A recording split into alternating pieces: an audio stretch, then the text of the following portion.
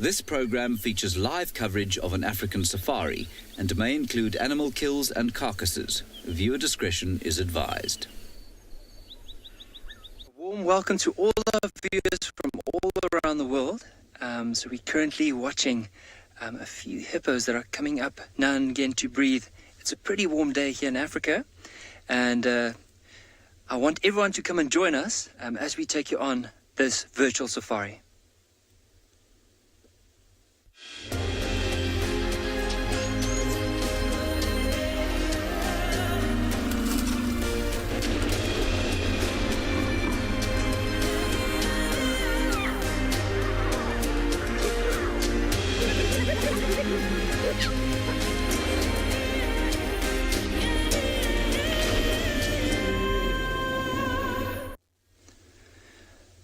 So for this afternoon, I'm going to be your guide, and with me on the camera is Owen. But just to introduce myself, so I'm NIKKI here from, as we mentioned earlier, from Beyond Ngala, and Owen with me on the camera.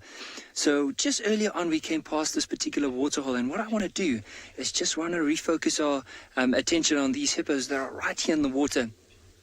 Now, earlier on, as we arrived, they were lying down on the bank, just on the side, and of course, as soon as they caught a little bit of, or they started getting aware of what was going on around them, they eventually got up and started moving into the water, and now they're in the water. Only later on, as soon as it starts cooling down, to move out and possibly go and feed us on the grass. Now, as we are chatting, there's actually an elephant on its way. Now, I'm going to ask Owen. So, Owen, you see there's just right of where the hippos are, there's a big stump in the water, just off to our right. Now, if you look over that stump, so let's quickly focus on it, because I also need to try and direct where this elephant might be, and also try to spot it myself. So see where that branch is or that big dead tree is in the water? Now from there, slightly up to the right, there's two elephants that are slowly coming down to drink. You'll notice, just go a little bit left from there. They might actually, if we just give it a minute or two, we might find these elephants coming down. Now, this is an exciting part of the afternoon, because often, if elephants are thirsty, they might even eventually start picking up the pace to get to the water. So these are two bulls. It's nice and warm. Chances also, even with the drink, there's always a chance they might come down to swim. Now, it does look like the two have just met up together. Could be only a couple of bulls that are together. Could be a bigger herd. We're not too sure. I think once they get a slight bit closer, we'll be able to see that. But just look at the movement. If it is two elephant bulls, I can just imagine they've probably been feeding quite a bit. There's a lot of big trees around, so they've gone for the leaves, possibly some of the trees that have started bearing fruit a bit later on in the year, probably collected a bit of fruit and maybe some grass, and now on their way down to water.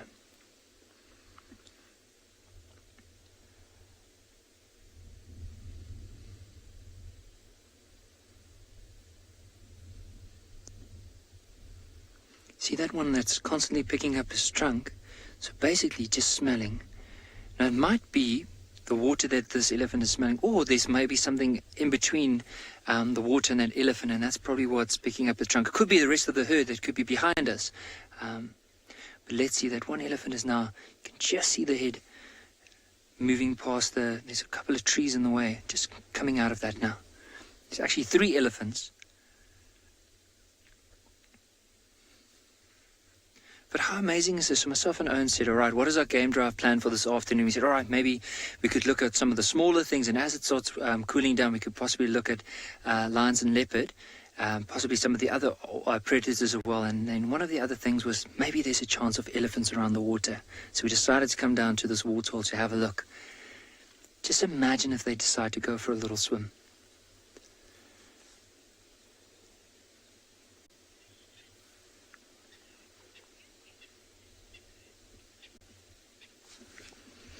Marla, with the hippos, they normally try and avoid the elephants. I've seen it before where elephants, a whole herd has moved into a waterhole and all the hippos moved out of it.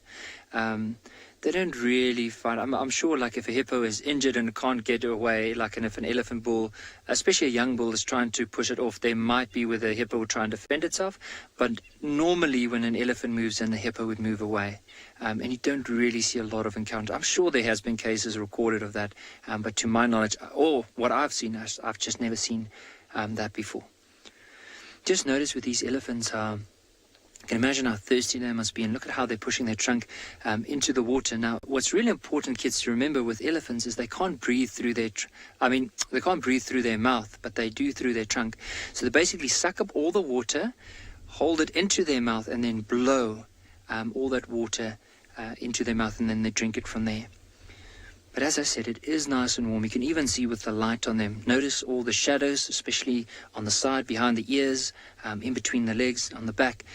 So it's a good sign to say that the sun is still quite high, meaning that it is nice and warm. So who knows? Sometimes when they do drink like this, they might venture a little bit deeper and deeper. That's what I'm hoping for, to see them swimming this afternoon. But let's keep our fingers crossed, and I'm hoping for that.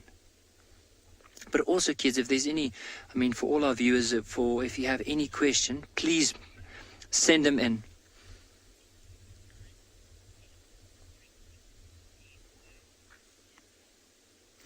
Beatrice H4, I think the hippos do mind, especially if there's not too much water around. But I think for now, there's just so much water around, and they're happy to share that. I think once it starts getting when it starts getting drier, and possibly there'll be less and less water, I think the hippos would also feel the stress of a lot of animals drinking that. But there's not much a hippo can do, especially if an elephant comes down and starts drinking a hippo's home, or the home at which it lives in, the water. But of course, with hippos, I do know they love sharing that. Just see how those elephants are moving into the water.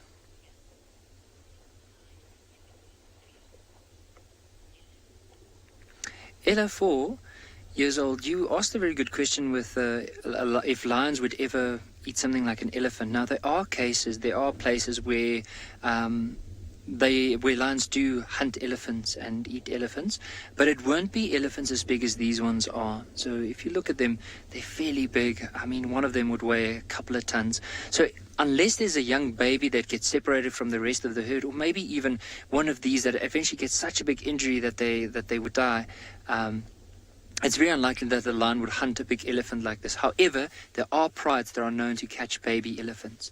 And there's a place in Botswana that's really well renowned for it. It's called Savuti, and there's a pride of 34 lions that mainly specialize in hunting elephants.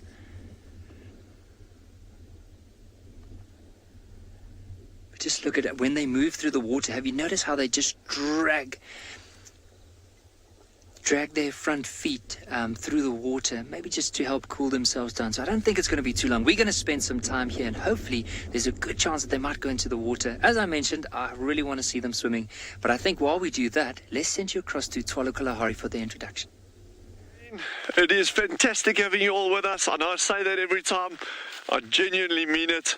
It is such a privilege having you along with us on these drives. Jean-Andre is always doing what he does best behind the camera there. I'm not quite sure what that is, and then I'm Dylan from Tswalu Kalahari. I just want to show you something. While we were driving in here, we saw this magnificent tree, and I just want to chat with you very, very briefly about these trees. We've seen them before many times on our drives. We've touched on them briefly. Camel thorn trees. But what I want to point out is not so much the species of the tree this time, or the ages, that kind of stuff.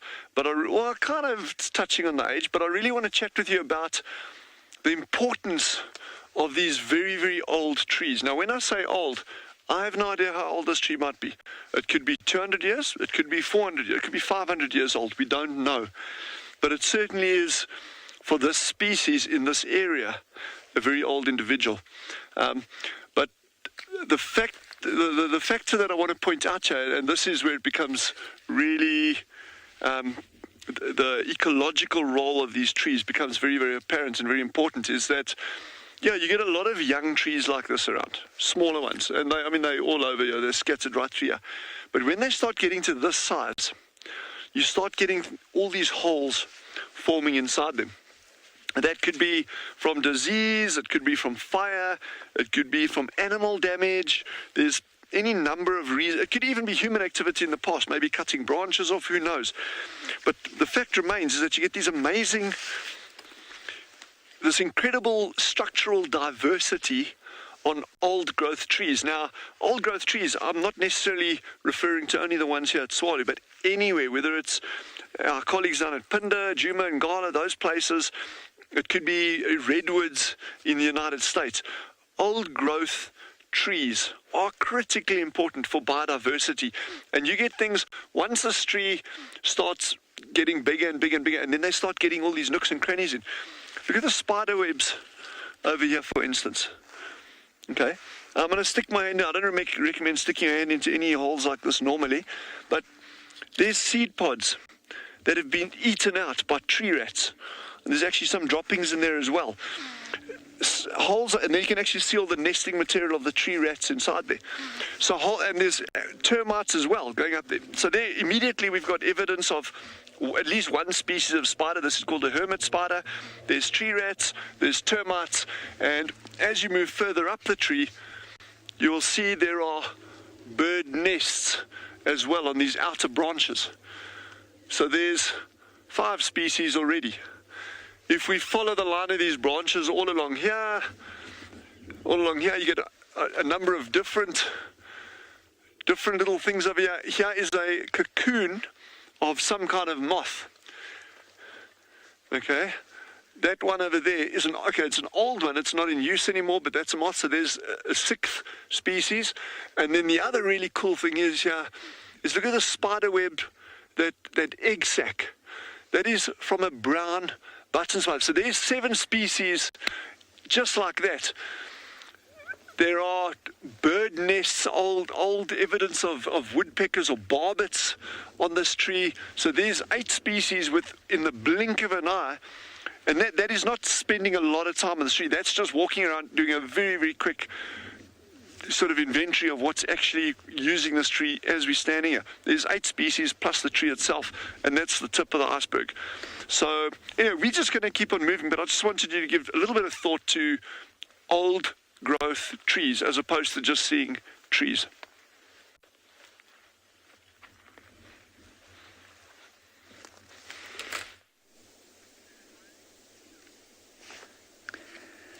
Good afternoon and welcome to Saturday afternoon here at Djuma Private Game Reserve, where a little lion is looking at us from the top of a termite mound.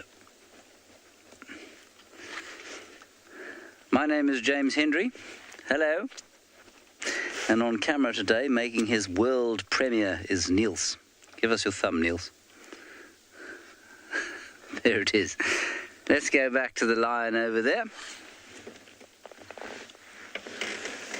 Now, I don't know if you were with us on our morning safari, everybody, but these lions of the Nkuhuma Pride were hunting buffalo in this area, and I just came to have a look to see if perhaps they had succeeded in taking down a poor old beef, but I don't think that they have.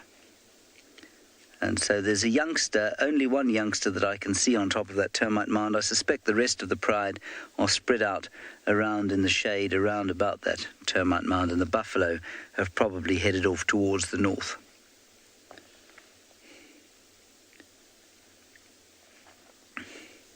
So I don't think we'll hang around here for too long, given the temperature. It's a lovely warm afternoon, probably around about 24 or 5 degrees Celsius. And we'll head off towards the east and continue the seemingly endless search for Thandi the leopardess and her cub, young male cub. And we'll find lots of other things on the way, no doubt.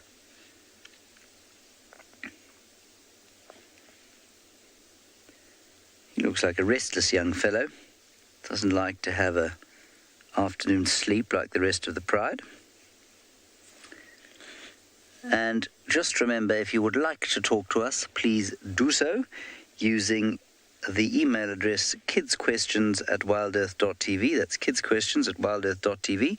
For the first 45 minutes of this drive, the questions must come from people under the ages of 18, or as I sometimes like to say, those who are pretending to be under the ages of 18.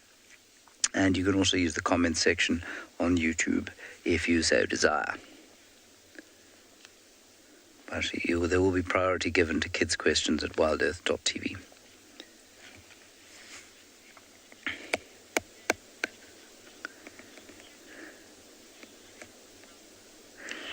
We're going to head on from here. I don't think these lions are going to be moving around much. We're now going to go across to a giraffe with someone called Mike, who I don't know. Well, hello Mike and hello giraffe.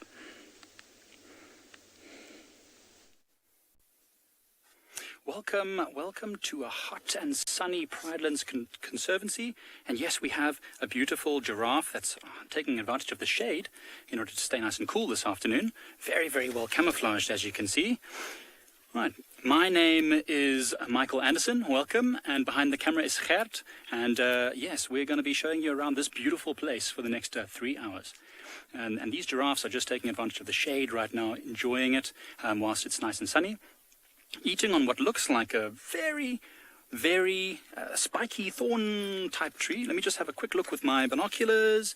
It looks like it could be a knobthorn tree. Yes, indeed. I believe it is a knobthorn tree. So this giraffe has got amazing, amazing adaptations. If you look at its thick lips, look at it. Busy chomping away at those leaves, and there's lots of spiky thorns all over there, but the lips are very, very well padded against those thorns. And look at the tongue popping out every now and again to pluck little leaves off the end of the branches. It's funny, I remember something that someone told me a while back. They said, why do giraffes have such small mouths but such a long neck? And I didn't know how to answer this question. They said, because a little goes a long way.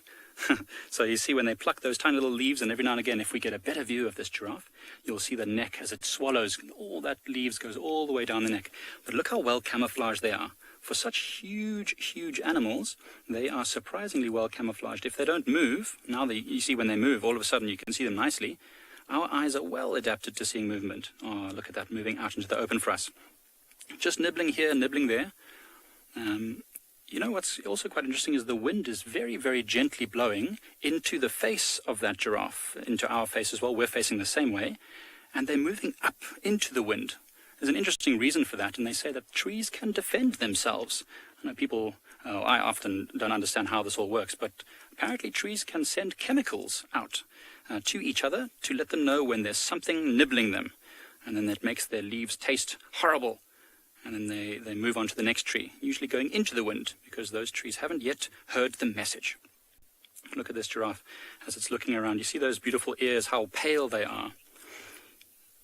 That's how they can spot each other from distance. Right, so these giraffes are going to continue feeding here on these lovely thorny bushes. Look at that one. And we're going to send you over to NIKKI, who's got some beautiful elephants, I believe. So I hope that you enjoy that whilst we enjoy these giraffes. So we're just having such an amazing view of these elephants. So there's altogether 4 now. So initially there were 3, and then remember the 4th one joined up. And now there's one drinking just off to the right, and all the others are moving in the back. Now, they are pretty far off, but it's just such a nice silhouette because we're basically in between where they are in the sun. And so that's why there's quite a bit of shadow that's falling onto those elephants. But have a look.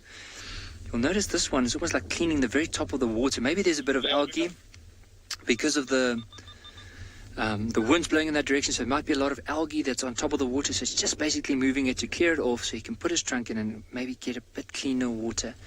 Now just left of him, the other ones are having a bit of fun. So they're taking some mud, so they're using their back or their front feet just to loosen a bit of the mud and also like turn it up and make it into like a very almost like a pudding, and then from there on they'll flick it onto their backs and cool themselves down. Even notice the one off to the right with the rays of sun on the side. You'll notice it looks like it's shining, and that's because of all the water. And just imagine now, after that, and there's a little breeze that blows, how nice it must be able to cool down those elephants. This is so nice to see.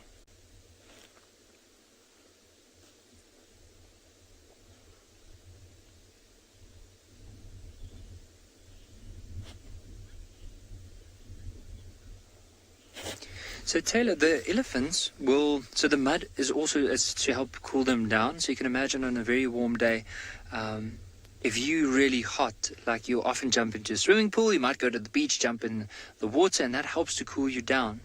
Or even you take a nice ice cold shower. Now the same with the elephants, so by flicking the mud onto them, what it does, it creates like a very thin, cool layer, and then as the wind blows over it, or as they move those big ears, it helps to cool them down.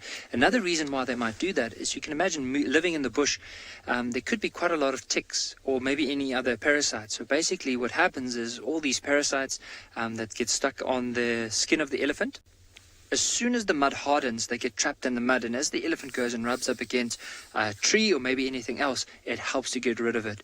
So those are quite a few reasons why they'll do that. You'll even notice the one on the right is actually taking and just throwing it onto his back, but having quite a bit of fun.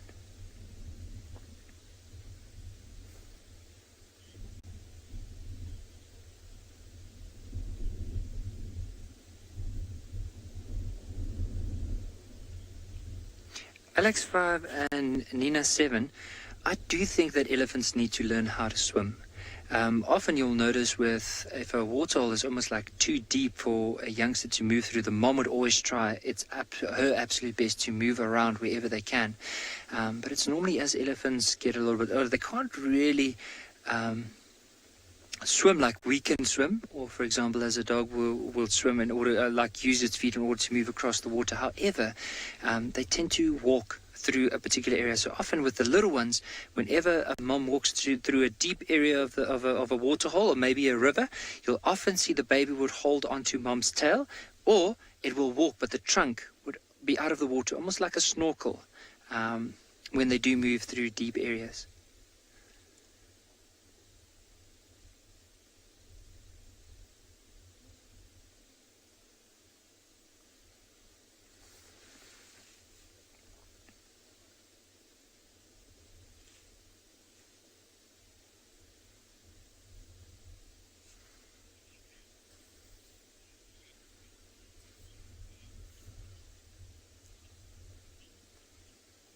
So I think what we're going to do from here is, with these elephants, they're probably going to be doing this for maybe another 2 or 3 minutes. And then from there on, they'll start moving off. I think what we'll then do is carry on with our plan. But for now, we're going to just enjoy this for another minute or two. But while we do that, we're going to send you across to a giraffe that's apparently trying to feed off a very thorny tree.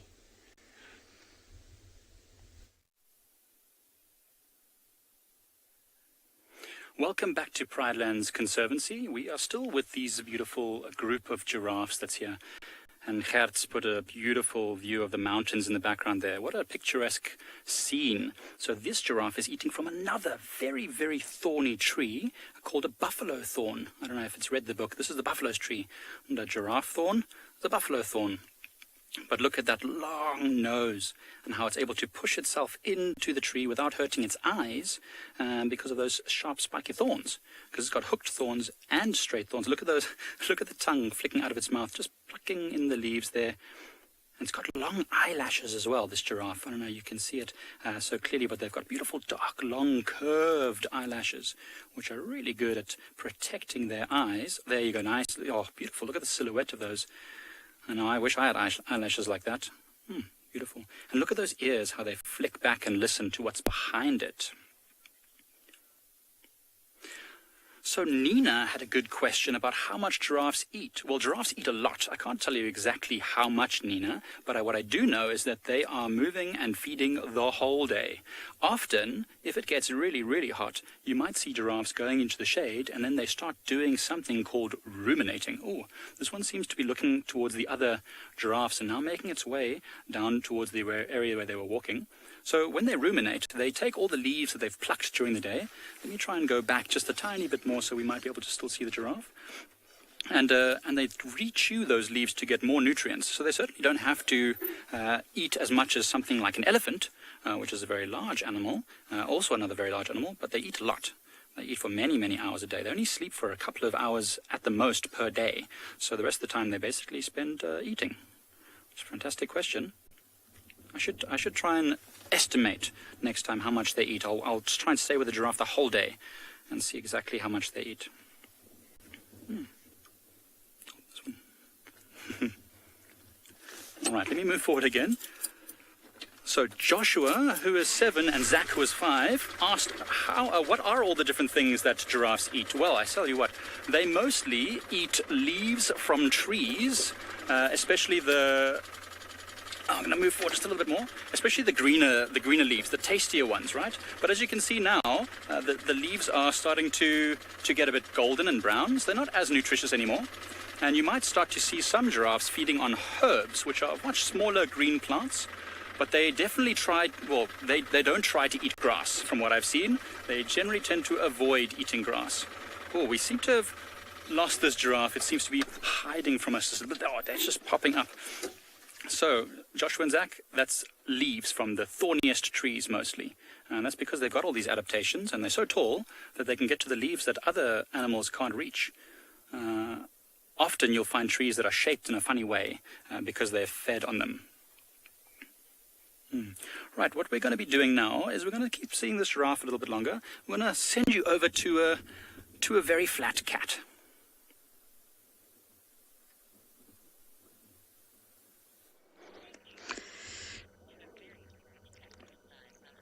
Good afternoon, everyone, and welcome to Djuma Game Reserve. And yes, my cat is big, strong, hairy, and flat. He actually probably could not be any flatter if he tried. He's doing a very good job at being a pancake cat. My name is Lauren, and I do have BK on camera. This is Blondie. I had him this morning right at the very end. He is the troublemaker we have been tracking all morning this morning. His tracks are everywhere, and he belongs to a coalition of males called the Avokas, the dominant male coalition in this area. There's 3 of them. They're a trio: Blondie, Mohawk, and Darkmane. Doesn't really look like a lion. As you're driving, you could easily drive past him and think it's possibly a fluffy termite mound. But of course it's hot. And being a hairy mammal, it's important. Yes, there you go, BK, perfect. Look how camouflage he is. You can barely see him. So being hot in these temperatures, it makes sense just to seek out some shade and rest. It's 29 degrees Celsius and 84 degrees Fahrenheit. So I'm sure once it gets cooler a little bit later, he will get up and start walking about. So I'm going to just scratch around here, see if anything else is around, and we're going to come back to our sleepy lion a little bit later. But for now, you guys are going to go all the way down to the Tswalu Kalahari. Watching this magnificent kudu bull. Look at that, with those corkscrew horns just watching us. We're actually very close to a waterhole over here. And I think this bull was actually either on his way to drink, or had moved out of the area already after drinking, on his way out. There are some very, very old lion tracks in the area as well, so it's maybe something worth keeping our eyes open for. But look how that animal disappears in that thicket. I mean, that bull is 200, 230 kilograms, and it just disappears like an absolute ghost, eh? So exciting, so exciting. It's always amazing coming out here and just seeing what's... I think those are hyena tracks, I think. Oh no, these are lion tracks. This looks like a lioness, a single lioness, moving down this way. And there is actually hyena. This is the, yes, I put my knee on a thorn. Ah, shit, okay, yes. I was watching. That's the lion track over there, the lioness. And there's the hyena track just in front of it. So there's a big size difference there. Neither of these are very fresh, but certainly something to keep eyes open for and in the area. So the plot thickens. And the hyena, interestingly, the hyena tracks are actually on top of the lion tracks, which means the lion tracks are obviously older than the hyena tracks. Not necessarily by a lot. It could be that the hyena was tagging along behind the lion. And the tracks are going in that direction. So we'll just carry on with this and see what we can get. Maybe we'll be lucky.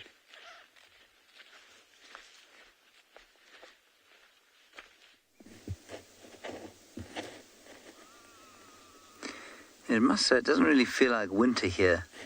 It feels nice and warm as we sit at the waterhole with a hippopotamus that is, well, at rest. Very peaceful in the afternoon. Fast asleep. Hasn't even bothered to open its eyes to greet us.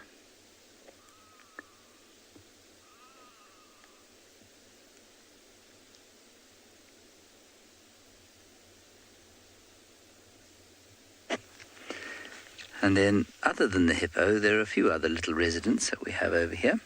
We've got a little grebe swimming towards the hippo. There it is, part of the family that includes sibling called Zahir. I'm assuming that's Harold, it might be Zahir. No way to tell the difference. Swimming to say hello to his hippopotamus friend, who's just blinked. All right, we're going to now hand over to Lauren, who's got some warthogs.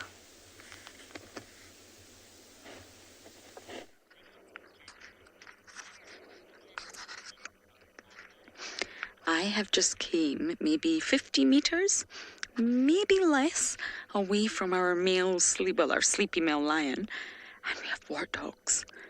I've counted 5 of them. Very flighty today, but I don't think they realise there's a male lion not so far away. I think they have absolutely no idea. Be careful, guys.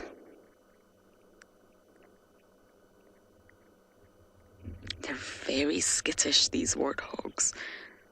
They're alert. They're quite an easy snack for lions. Lions will hunt warthogs, normally individually, because it's not enough to feed a pride. So normally we'll find single lions, male and female, hunting warthogs, but also leopard. It's a little bit more challenging for leopards, shall we say. You've got to be careful of those tusks. They could cause severe injury if the predator's not careful. So the hunt's got to be very well executed. Look at them go.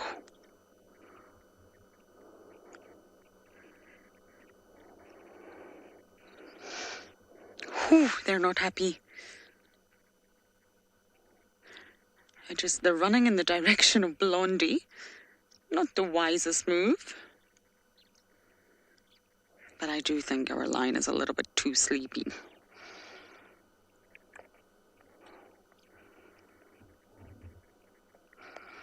I just want to quickly show you here, in my book, the warthog's tusks. See how big they are. They're formidable weapons of defense. And they're actually just modified canines, so they're teeth. We also have canines, but they grow out sideways. I haven't seen any human with canines that look like this. But they help protect the warthog from danger. And this is the upper tusks that you can see here. So I'm just going to use my porky pointer. This is the upper tusk. They're very, very big and make them look really formidable. But actually there's another set of tusks on the lower jaw that you can't see here, tucked up inside. And although they're smaller, they're much smaller than the upper ones, they can do a lot of damage. And these are the set of tusks that you have to be really careful for. Not really these ones. These are more show. The ones on the inside, the lower tusks, are the ones that will cause damage. They're hidden. They articulate against the inner groove of the upper jaw, so you can actually see them. And they're quite strong, warthogs. If they were to run into you at full speed, it would probably do some damage. So I just thought I would show you that, because our warthogs are quite flighty. So we're just going to go to the west to a water hole to see if anybody's thirsty, and then we will come back to our sleepy male lion. So let's bumble ahead and see what we can see.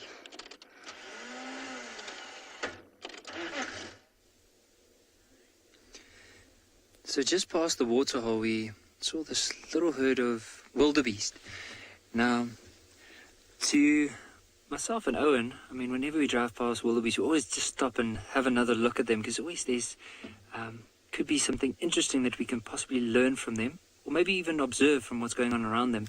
Now, just to show you, so right in the middle, if we can just zoom a little bit closer to the ones that we're looking at now, you'll notice there's different colors. You'll see that the one right in the middle there that's now facing, or looking off to our left of the screen, now facing towards us. Look at the shades of color around the face. You'll notice there's black, like from the nose towards the eyes. And then just above that, there's a little bit of brown. And you'll notice some of the older ones, like if I'm going to ask, let's go a little bit right of those. There's another group of 3 that's standing just right of them. If you look at the one on the left, you'll notice that that one doesn't have that brown shade. It's more of a dark patch. So the older they get, the more dark they have from the horns all the way down towards the nose. But another interesting thing that I think we always or sometimes miss with wildebeest is, like, if you look at it, the movement of its mouth, look at how the mouth, instead of going up and down, it's actually going sideways. You might just see the lip going from left to right. Now, why it's doing that is it has these flat teeth at the back, so almost like our back teeth. And basically what it does is, as soon as it eats, it actually grinds it. So by moving it side to side, it grinds it down into smaller bits that's able to digest a lot better. And then, let's say if we go from the mouth a little bit down, you'll notice that the knees look like they have this whitish wash. And basically what that is so with the wildebeest, whenever they stand up, they have to push on their knees first, and then after their knees, they then pull themselves up. I don't know if any of the viewers have ever seen with horses, when they get up, they first put their knees down, and then from there, they push themselves up so that they can stand on their feet. And that's why that patches of hair is missing there. So it's basically very, very hard skin on their knees. And even if they go down to lie down, is they'll first put down their knees, then their back feet is tucked under them, and then they go and lie down. But so beautiful to see. I just want to see, earlier on, I thought I saw a bird near these wildebeest. I just want to use binoculars just to scan. I think that bird might just be behind the wildebeest. Now, I'm going to try and just grab a bird book, but before you come all the way down to where I am now, I just want to quickly get my bird book so I can show this to you.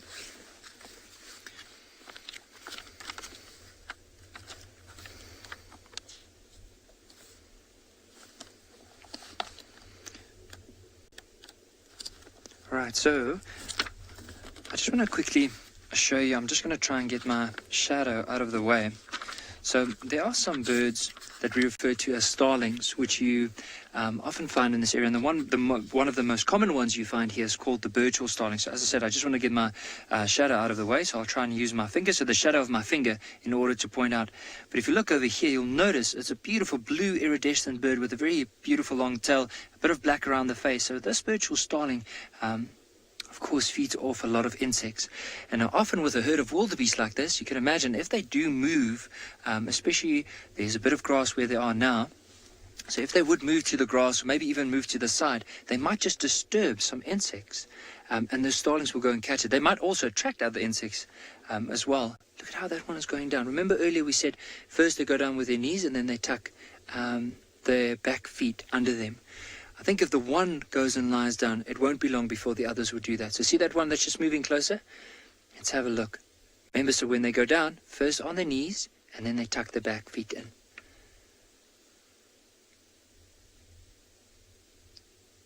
Of course, when I say that, it might take a little bit longer than expected.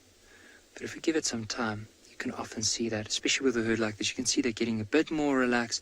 And also might be with their body. It's quite heavy standing the whole time, so eventually to go and lie down is a bit easier. It takes a lot of strain off their shoulders, and they might start ruminating. So ruminating is basically bring up everything they ate during the morning and the afternoon, and then re-chew that again and swallow it so that it can break down even more and more.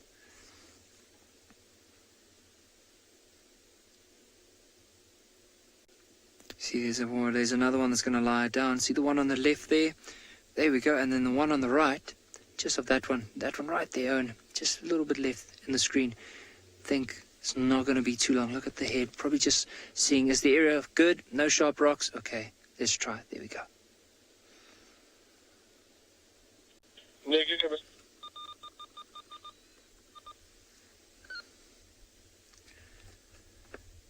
But I think for now, doesn't look like these wildebeest are going to be heading anywhere pretty soon. We'll spend another couple of minutes with them, see if there's any other interesting birds, but I think from there on, we'll probably continue our search.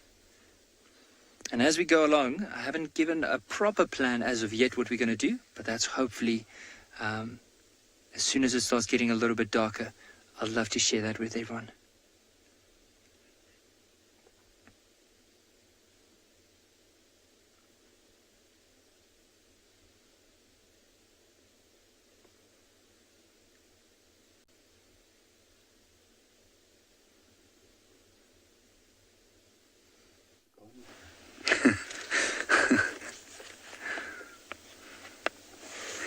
Our hippopotamus has just gone under the water. We've been waiting here, hoping to show him to you again, but alas, he has now disappeared. Well, he can't hold his breath forever, so he'll stick his head up at some stage and say hello to us again, I hope. In the meantime, I suppose we can look at the little grebes, which are pretty much all over this waterhole. You can take your pick. There's one straight in front of us. There's one swimming about there, looking for nice things to eat. Well, nice for the grebe, probably not so nice for people. Water insects and that sort of thing. And what's interesting, for those of you who don't know, a waterhole like this, if it stays for long enough, in other words, if it doesn't dry out, will eventually have fish in it. And it's often a great mystery as to how the fish get here. We think they come in the bird droppings from birds that have eaten fish, or perhaps even the eggs come on the legs of birds that move between waterholes. And these grebes would certainly eat small fish if they could catch them, but I don't think there are any fish in here right now.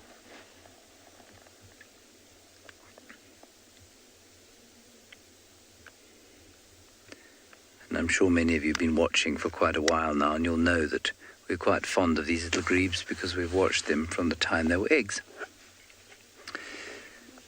Harry, there can be crocodiles in the water, but there aren't any here as far as I'm aware. Now, you must never assume that there are no crocodiles in the water in Africa, because that's the fastest way to lose a limb or die, is to look around the surface of the water and say, oh, well, there are no crocodiles in here, I'll just jump in and have a swim. There are lots and lots of stories of people just never coming up again, because crocodiles are very good at hiding, and they're also very good at moving between waterholes. So I have seen crocodiles here before. I don't see any right now. I don't think there are any right now, but you couldn't pay me enough to get into this water and try and swim across it, because the crocodiles could be here. Our hippos back out, and you absolutely do see crocodiles and hippos in the same waterholes. In a completely natural system, you wouldn't have a dam like this. You know, this is a dam. It's a man-made waterhole. You'd have crocodiles and hippos living together in rivers, and often in slightly separate parts of the river. So up in the Masai Mara, where we've spent quite a lot of time, you'll find hippos in big pods in the rivers where the water is relatively calm. And then you find crocodiles often in the more rapid areas, actually, and sometimes they overlap and sometimes they don't, but they don't tend to conflict with each other too much.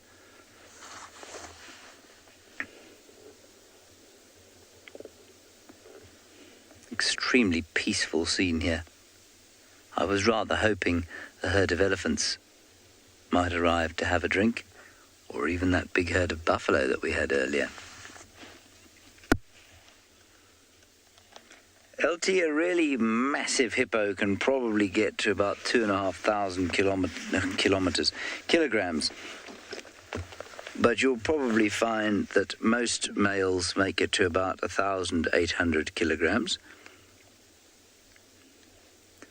which is still pretty heavy. It's about as heavy as this car, I think. In fact, I can probably tell you exactly. This car weighs 2,500 kilograms. So it's the weight of a really big hippopotamus.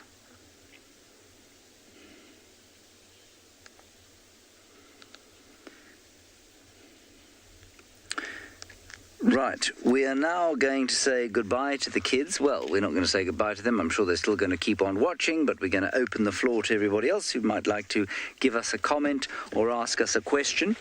And so for those of you who would like to, you can do that using the hashtag WildEarth on Twitter. Otherwise, you can use the comment section on YouTube. Now, we have a very special day today for Robin and Elizabeth Tagg. Now, Robin and Elizabeth have pulled off a feat which I think is quite remarkable. I personally have been married for 3 months, and while it hasn't been a trial, there are challenges to it. Robin and Elizabeth have been married for 50 years, and so a massive congratulations to you, and may there be 50 more, if you want them. Congratulations. Right, we're going to move on from here and see what else we can find in the northeastern parts of Djuma.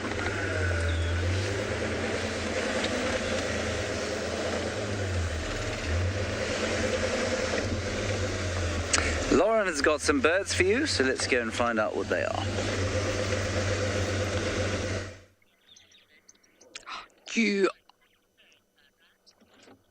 I did have some birds.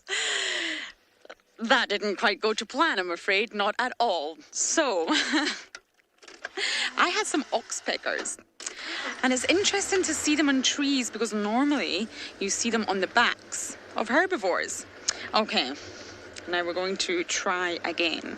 This is a great pan. I love this pan for spotting unusual birds. And sometimes you just have to sit for just a moment. And once they relax in your presence, they'll all start to come down and take a drink. This is one-eyed pan.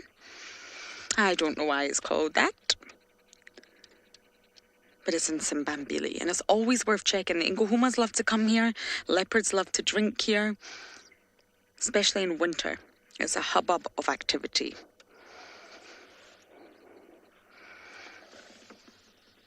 Oh, it's a waxbill. Well done, BK. Just find a blue waxbill. One of the smaller birds out here that's actually very, very difficult to put on camera. Good job. We do have a bird after all. They're very flighty birds. Seed eaters. But when the sun catches that blue colour just at the right moment, it's stunning. We get different waxbills. This is the most common one that we see. Females are slightly paler than the males, but it's really tricky to identify. They've got less blue on the face, if that makes sense, but the sizes of both sexes are the same.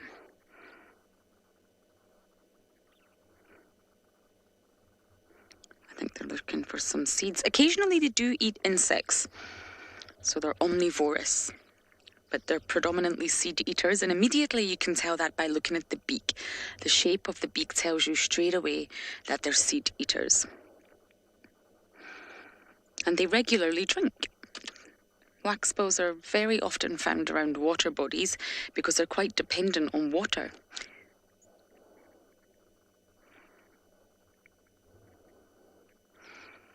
This is such a lovely sighting. It's not often we get to see blue waxbills stay still for so long.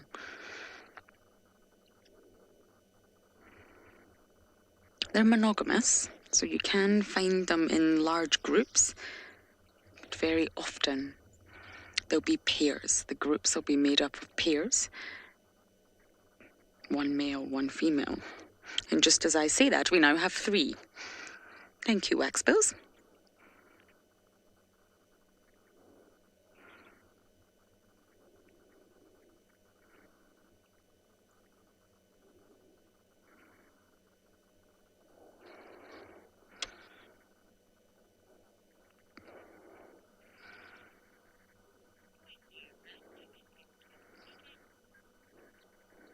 Okay, I think I might stay and enjoy this water body a little bit longer, look for some tracks, see what we can find.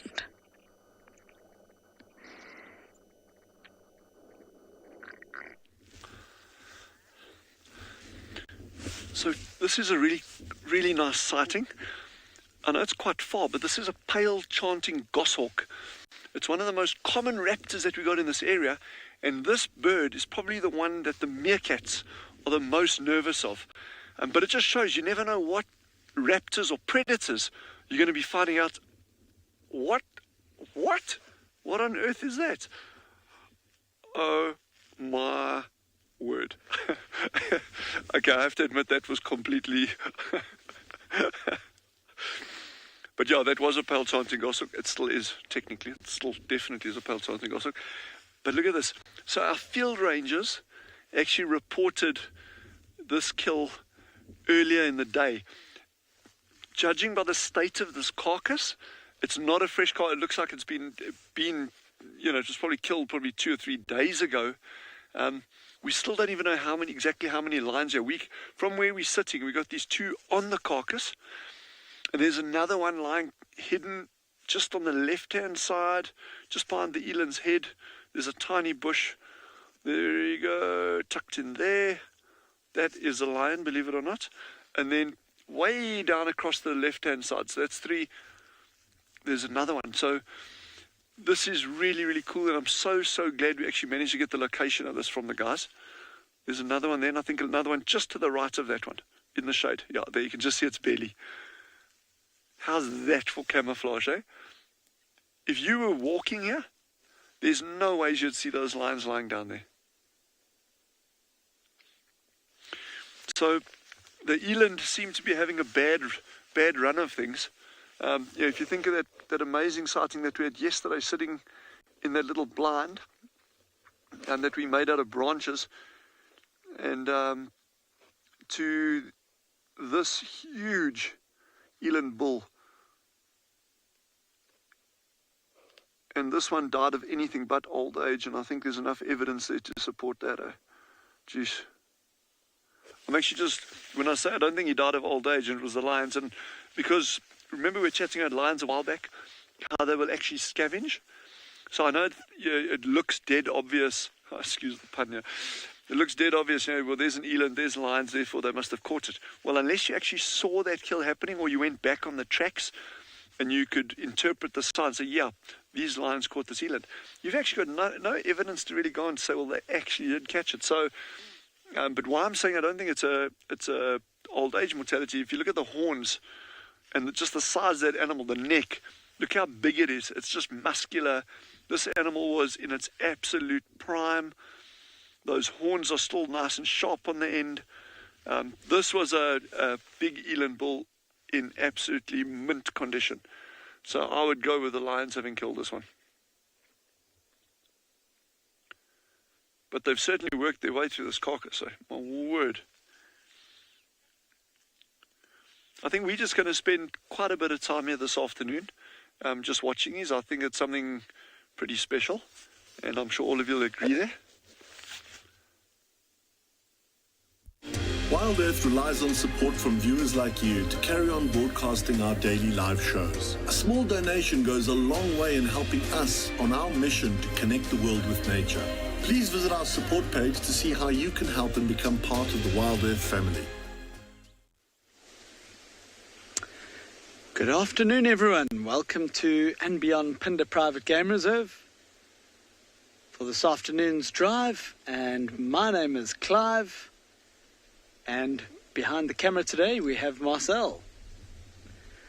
So we've come across quite a beautiful scene here of these 4 white rhinos just quietly grazing in this bit of an open grassland. Oh, look, a little red-billed oxpecker just landed on one of them.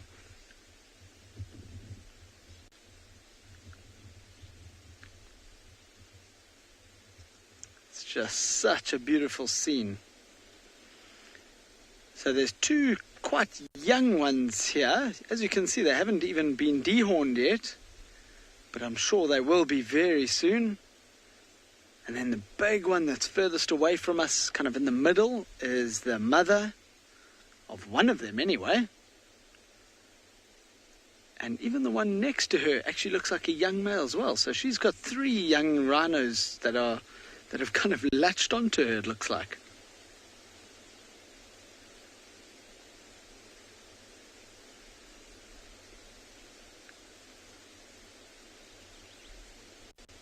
So for those of you who might not know or might not have heard before, the reason these are white rhinos is that they have their head right down on the ground and they are feeding on grass. And they've got that big square mouth, which helps them to get right down to the ground level to eat that grass.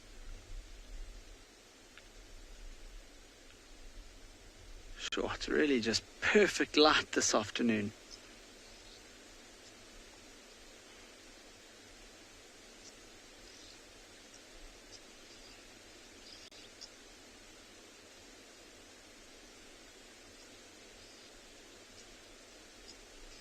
Oh, sorry for my little silence there. I was actually trying to suppress a sneeze. It happens.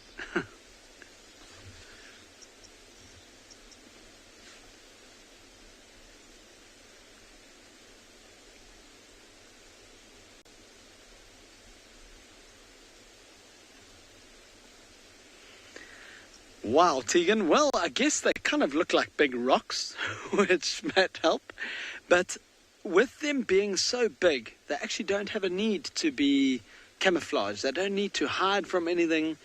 As you can see, they're out in the open, and that's quite normal for a white rhino, is to be out in the open grasslands.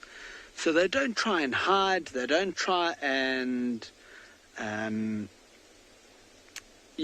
stay away from any of the predators. They rely just on the bulk and their size to be able to stay safe.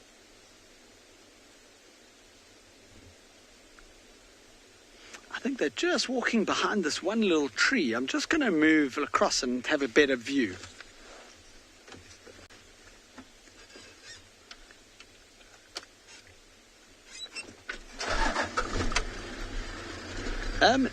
You are asking how thick the rhino's skin is.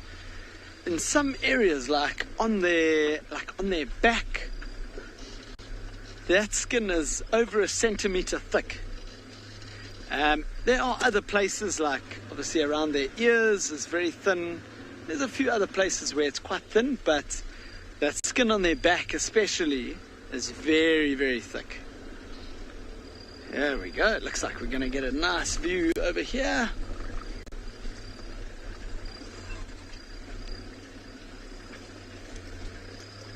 Oh, look at that. Now there's an oxpecker sitting on the one in the middle, and there's a starling sitting on him. That's a Cape starling, the bright blue bird sitting on his back.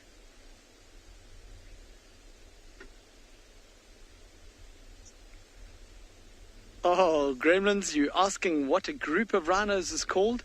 This one is going to shock you. It's such a good one. It's one of my favorites.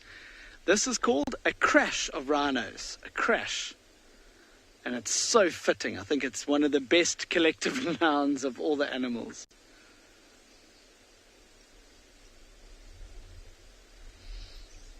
Now let's test some of your bird knowledge. So there's the oxpecker sitting on the back of the one in the middle, and there's also the starlings. There's 2 of them flying around. They're actually more sitting on the ground around the rhinos. Can't see them right now, but can you think what both those different birds are eating? Well, what it is, there's a very special bird I want to show you quickly. Marcel, see in that tree, there's a small little black bird. Can you go to it? Hopefully before it flies away. It's a really beautiful bird. Look at that. It's black, but if it oh no.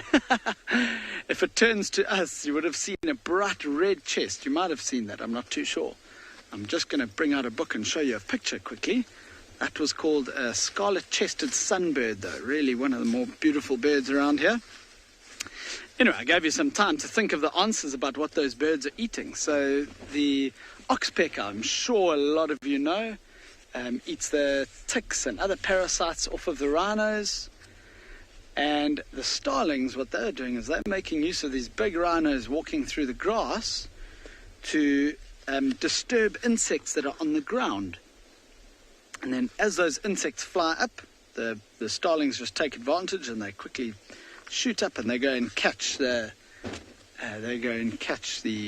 insects that are flying away from the rhinos. Just want to show you quickly in the book here. It's this bird over here, the one that was sitting right at the top of the tree. It's really beautiful.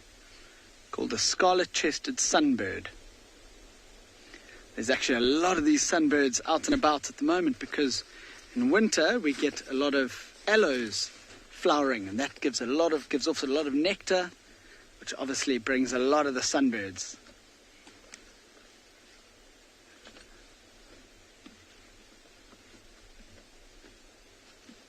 Oh, I hear there's a couple of people getting it right. I'm so happy to hear that. Getting the bird food question right. Well done. We're going to spend a bit more time with these rhinos, probably get into a slightly better position, just because they're just moving behind that tree again.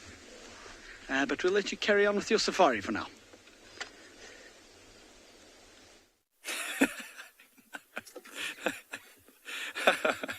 Welcome back to Brightlands. You've come just in time to watch what we think is the matriarch of this beautiful herd of elephants doing her thing. They are feeding on this beautiful green grassy area on some of the juicier morsels now. It's winter, so it's very dry in most parts of the bush, but we're sitting in quite a low area, and this low area has collected some moisture, and all these elephants are loving it at the moment. As you can see, there's quite a large herd. I mean, from here we can see how many? 1, 2, 3, 4, 5, 6, 7, 8, 9, 10, at least 11 elephants spread out in front of us, which is awesome. A mixture of very young ones and older ones, and the one that's just moving off there, the one I mentioned, is the matriarch. So she might start to make some sort of sound to lead all the rest of the herd on. Look at the young ones. They've been very rambunctious, playing and pushing each other. Look at that, look at that. Practicing for when they're big and strong. That one on the left is a young male. I don't know about the one on the right. I wasn't actually paying attention, but I would assume it's also a young male. And they're often pushing each other around because, they watch the older males doing their thing and they want to emulate that. You often find the young elephants are much more, playful and willing to test their strength with many different animals, sometimes much larger animals than themselves, sometimes very small animals. Very quiet. It's amazing. Most of them are actually feeding on the grass because the grass is much more nutritious than most of the leaves at this time of year.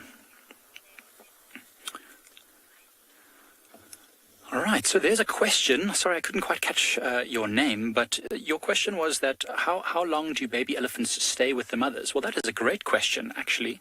Young elephants stay with the mothers depending on if it's a male or a female, for a long time. Females will stay with what they call the natal herd, which is the herd that they are born in for their whole life, technically speaking, unless there's some sort of major event which causes the family to split up. Male elephants will generally only stay until the mother tells them to move on because they're getting too aggressive, often with the females. That means around about when they reach puberty. So with elephants, that can be anywhere from about 13 to 20 years old, anywhere around there. I mean, I'd say in their early teens, the mothers tend to see that they're getting bigger and stronger, starting to push their weight around and be interested in the females, and the mothers don't want them anywhere near the young females, so they start to push them away. But they'll usually stay for another year or two or longer, in the peripheries of the herd before they eventually attach themselves to a bachelor herd. I think all these elephants, very, very playful, the young ones. So, look at that. it's a bit of a dominance display. So that's what male elephants will do for females when they're mounting them for mating. But I think those are 2 males, and so it's more of a dominance display, just playing with each other. Here comes another one in, swinging his trunk around, showing off how strong he is, how big and strong he is. But yeah, so, anywhere between... Oh, look at that little duiker just ran off and just scared that big elephant. Didn't scare it, but definitely got its attention. How quick they're alert. And if it was something to be worried about, let's say it was a predator of some sort, that elephant would have made a sound that we might have heard or not, which would have got all of them excited. Laurie has asked a question, which is a really, really good question, about bees. Are elephants afraid of bees? Certainly, there are a lot of organizations that are using bees all over Africa to try and minimize elephants' destruction of crops. So they do that by hanging beehives along the edges of the fields. And yes, absolutely, elephants can learn that bees are can be very aggressive, especially African honeybees. So they'll sting the sensitive parts of the elephants around their eyelids, the end of the trunk, behind the ears, and that also when elephants are pushing over trees which have the hives in, and that will chase off the elephants. So definitely, in fact, there are many places nearby to where we are right now that are using bees as a way to keep elephants out of lodges, to stop them from coming into the lodges and damaging the trees inside the lodges. So instead of having fences, you just have beehives. On the side of that is that you get lovely natural wild honey from those bees, which is really delicious. So it's really, really great. So definitely, elephants hate bees. In fact, even playing the sound of a bee swarm, that buzzing sound, can also get elephants' attention and keep them away. But only if they know what that is. If it's a very young elephant, it might not know what that is and not be afraid. But an older elephant probably does know. Look at that little tiny one there, just very close to what's probably its mother, often learning what the mother's eating and how she's using her trunk and seeing what she can do. Elephants are the most amazing creatures. They are so sensitive with each other. And for something which has a face or the head, which is so different to ours, I find that they have such emotion in their eyes and the way they treat each other. Look what that one's doing there. It's trying to gather grass with its trunk. Look how it twirls the grass around its trunk and then flicks it to try and get off any loose, dead grass or bits of soil that might be attached to the roots, and then stuffs it in its mouth. Like eating machines. There was a question about how much giraffes eat, and I wasn't sure exactly how much they can eat. It's a lot, for sure, they eat, but not as much as elephants. This elephant here is small-ish female, I would assume, and it probably eats 50, 60 kilograms easily, maybe up to 100. All right, we're going to watch these elephants a bit longer, and we're going to send you off to a wonderful hyena.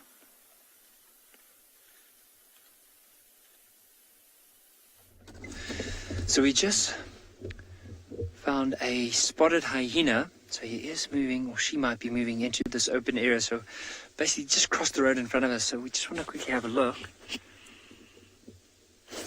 Might just get a very beautiful silhouette of this hyena as it's moving into the sun.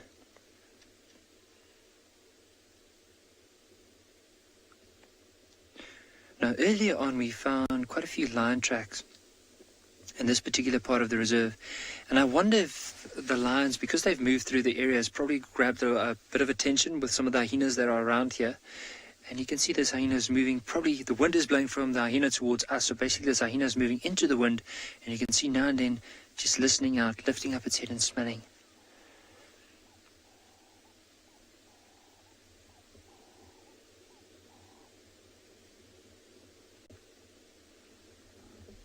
So like those wildebeest we saw earlier, have you noticed with the hyena, they have, looks like the front legs are a little bit longer than the back legs. I think we might lose the hyena. What I'm going to try and do, no, I think it's just moved into quite a dense area where we won't be able to follow it. I think for now, maybe let's possibly carry on with our drive. But what I wanted to mention with that though, is so with the wildebeest, let's carry on. As we carry on, I'll explain. But so with that wildebeest, you can imagine, like the hyena, they have longer front legs in comparison to the back legs, and all that helps is it helps to almost like even out spread the weight across the whole body, and because of that, they have a lot more stamina, especially when they need to run quite far distances.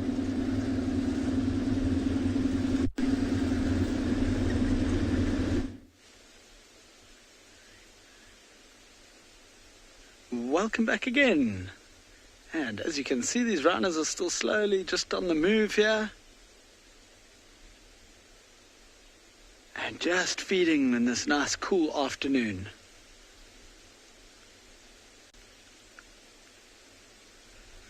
Now you'll often see a female rhino with an old calf. It's very hard to say which is her calf. Maybe it's that one that's closest to her now. But a female that has an old calf like this will then mate again, and after another 16 months give birth again when this calf is around this age. And if you look at that mother's belly, I would say she's starting to look pretty pregnant to me. So she might give birth in the next month or two and might eventually get rid of these other three that are following her.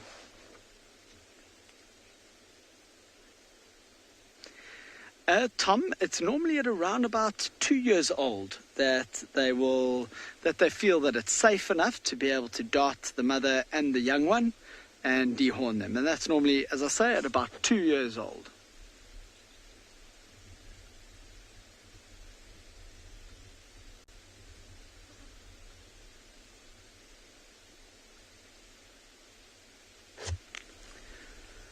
This is such an amazing sight here.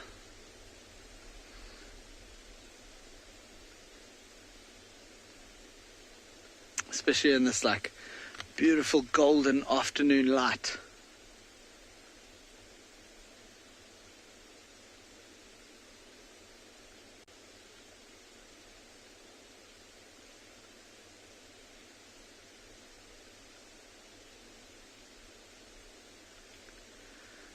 Hi Diane. No, warthogs they're not related. Warthogs, I guess, are, well, definitely related to pigs, but they've got very different foot structures. Warthog has got 2 hooves, whereas these rhino have actually got 3 toes on a really big foot. So quite different families, but I understand exactly what you mean. They do have quite similar faces. I agree with you. No, rhinos are really in a family of their own. There's not a lot of other animals like them. They just look so prehistoric to me. Especially those little folds of skin over the shoulders.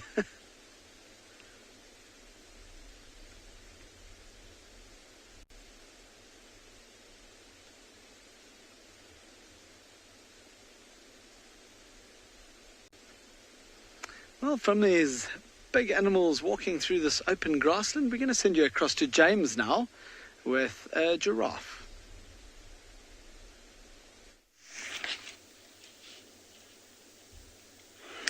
We have got some giraffes here. This particular giraffe is eating the greenery off a torchwood tree.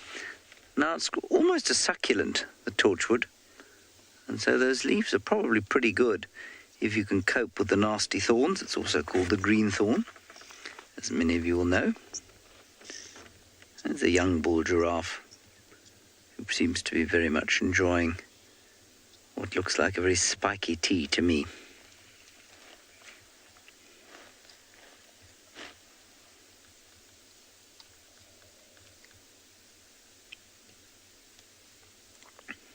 Most gorgeous Saturday afternoon. Really does feel like a Saturday afternoon. Still and peaceful.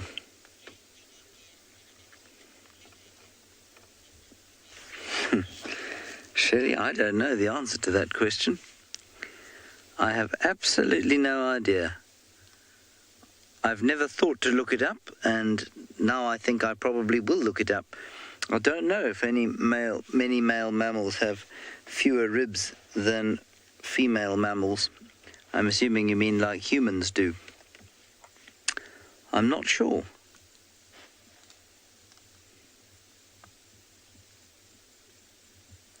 This guy's got a sort of mentor up ahead. There's another big bull giraffe, probably oh, I don't know, at least 5 or 6 years older than this chap further up ahead.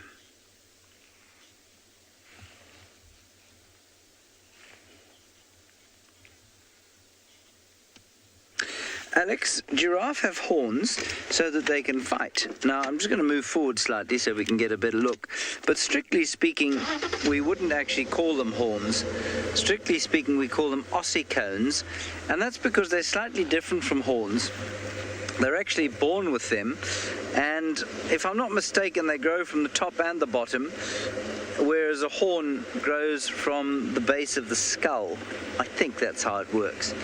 But they're born with them and they lie flat when they're born, and then after a few days they stand up like that. And mainly it's for fighting. That's why the bulls have them. I'm not really sure why the cows have them, because they don't fight. Well, not a great deal anyway. The males do use them to fight, but you know, they use their heads as much as they use their horns.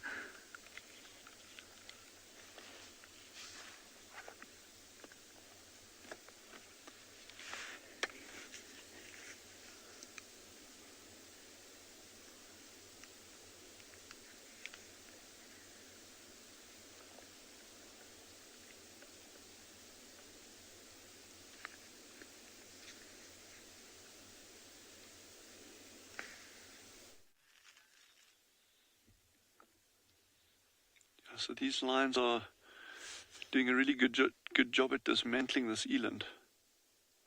They've eaten a huge amount. The lionesses still haven't come in. It's still been these. Okay, well, the one that just lay down over there that we've been watching, that's a lioness.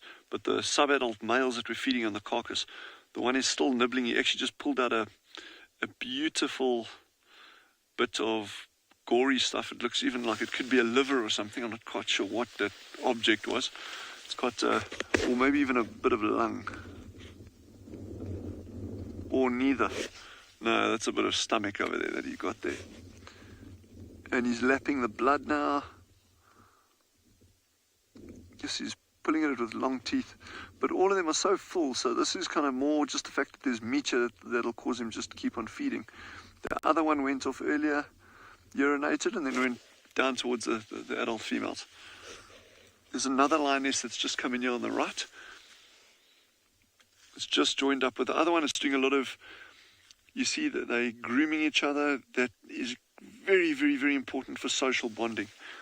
And hygiene, you know, keeping each other clean, you know, all the hard to get places. What a beautiful shot there. Jeez. This is the time of day I love watching lions. Well, I love watching them anytime, but as it starts getting cooler later in the afternoon, they get up, they start doing things. But their bellies are round. So a meal like this, they're obviously not catching eland every single day. This is probably a prey out time like this. They won't need to hunt again for another 4 to 5 days. And that's a huge amount of meat for, assuming it's the 5 lions that I'm thinking of would be. And it would have been a spectacularly good kill to see.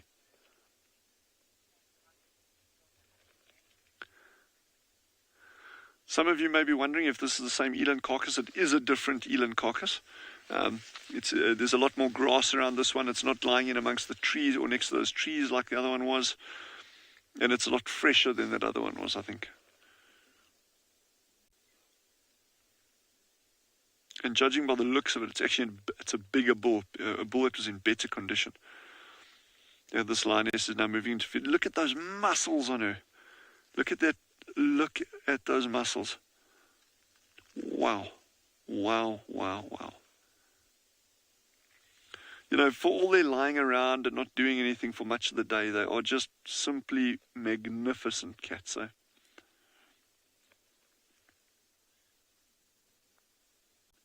So the shoulder muscles, and they need that strength in the hindquarters and the shoulders. You know, the hindquarters, particularly for that burst of speed, they're incredibly fast over a short distance. You know, they'll typically try to stalk prey to it, well, literally as close as they can get, and that could be 10 meters, it could be 30 meters, but not that frequently over larger distances than that. So they'll try to stalk as close as possible. Then they rely on this super fast burst of speed at a short range to try to catch stuff. And that's why they need those powerful hindquarters. Those shoulders on large prey, they'll actually leap up, pull it down around the neck and the shoulder, pull it down like that. Or they'll actually, on even larger prey, things like buffalo and that, they'll actually get onto the hindquarters and try to unstabilize the animal and then pull it down. And then they'll go for the muzzle and the throat.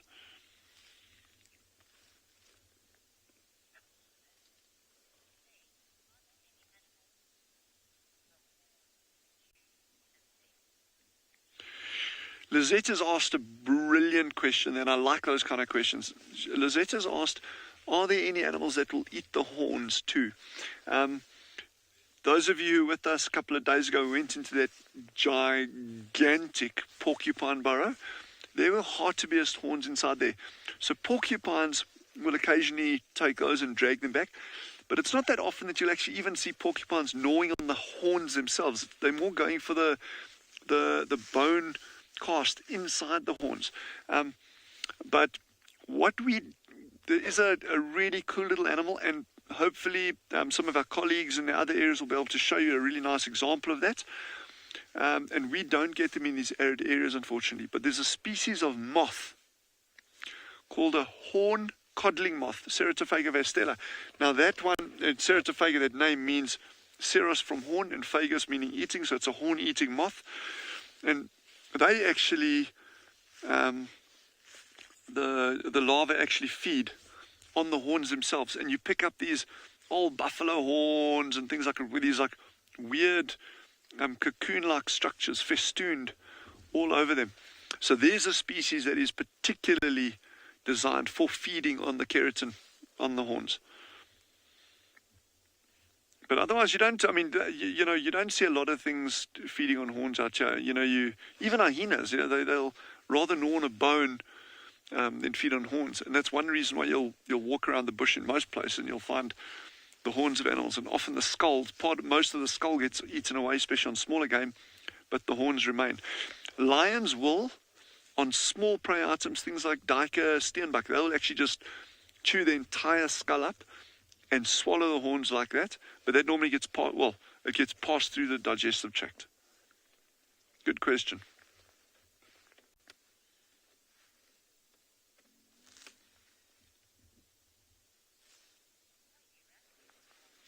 I think these cats are going to start, a little bit later. I mean, they don't seem like they're in any rush to be going anywhere, but I think once they've finished up here, they're going to start moving down towards the nearest waterhole, which straight line from here is probably about 1 kilometer due south of us. So we'll just stick around a little bit and see what they do.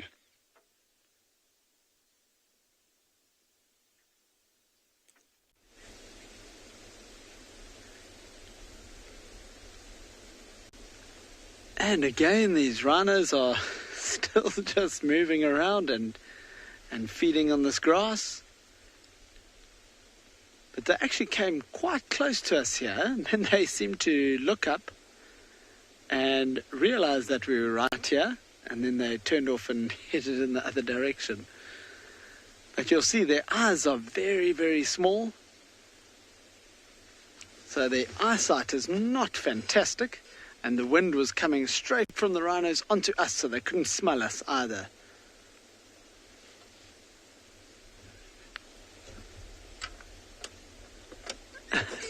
Yes, Donna, just as I was saying, the eyesight is not great, but they definitely make up for it with all their other senses. Their ears, you'll see now when we stop again. Let's stop there. You'll see they've got very big ears, and they can move those ears independently as well.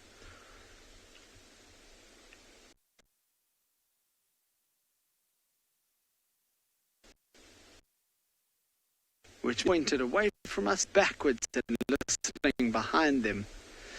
And then also on the side of their mouth, we can't see any of the mouths now, but they've got very big nostrils, so a very good sense of smell as well.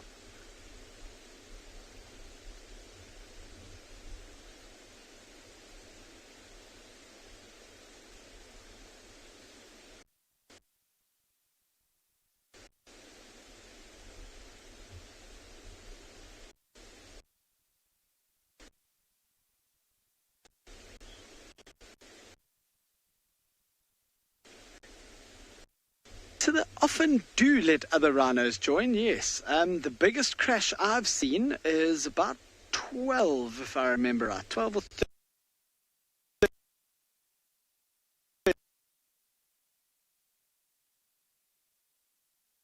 13 and white rhinos, not as much with the black rhinos.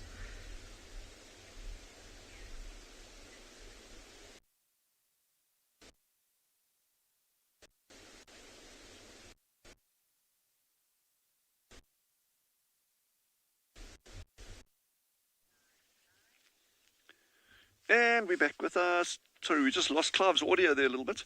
Sorry about that. But we could be sitting in a worse place, let's face it. Jandra and I were just saying how big this lioness is. Yeah, it's always difficult to make a comment like that when you don't have another lioness lying there to sort of judge it against.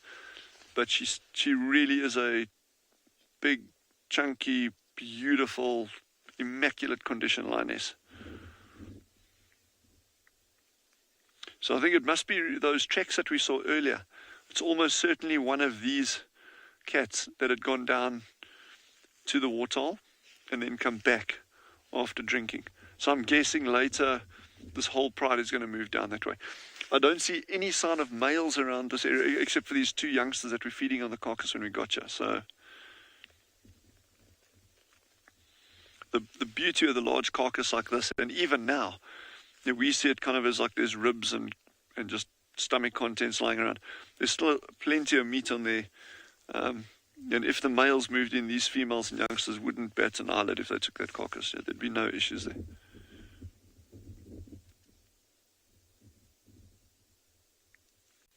But it's beautiful, the backdrop of the mountains. Eh? Totally different landscape to where our colleagues are at the moment. And these lions will utilize these hills.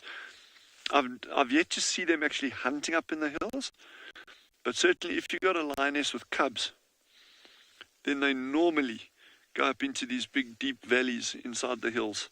You often get these very constricted, narrow, what in South Africa we call kloofs, which is like a small narrow gorge up in these hills, and those are really good denning sites for lions. And as the cubs get a little bit older, they'll move out, join up with the pride again.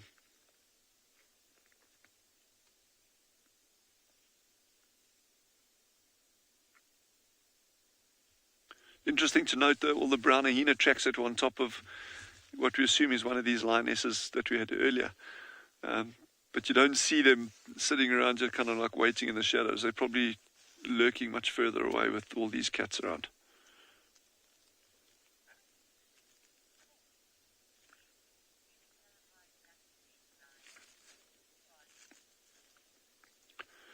Paul has asked, do we ever get to see the Kalahari black-maned lion at Tswalu? Absolutely, Paul.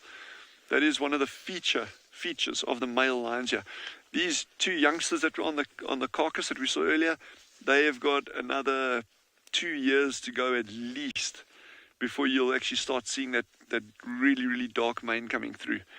But hopefully, there were reports of males, but they, from where we're sitting here now, it's probably about 10 kilometers north of here. That was the latest sighting that anyone of male lions that anyone had today.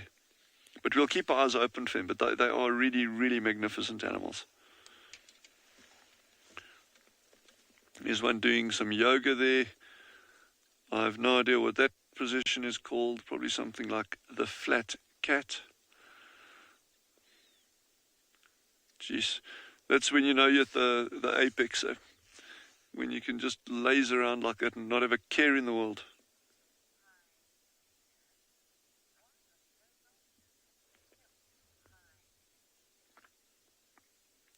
Hyena's asked a great question again, and we touched on this yesterday.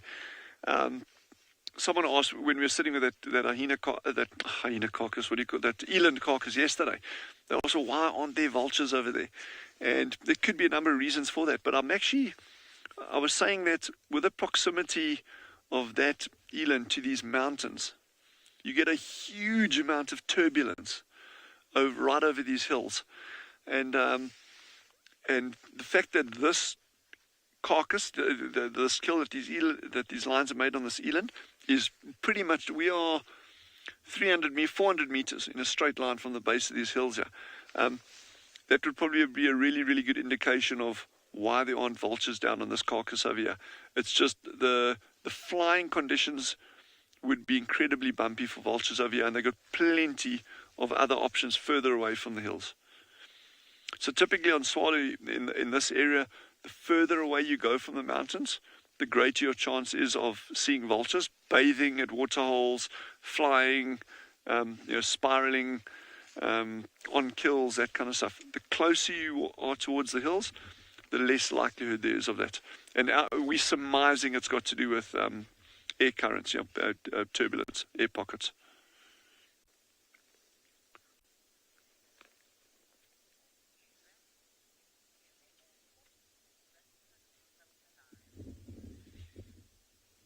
I think we're just going to wait here. Maybe these lions will go down to the water, then we'll see if we can get down there ahead of them.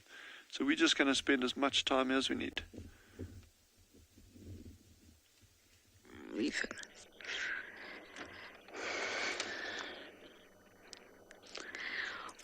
did have a female kudu for you all standing glorious, but she's just moved off, and I'm not sure we can get a better view for you. I'm not having much luck today, am I?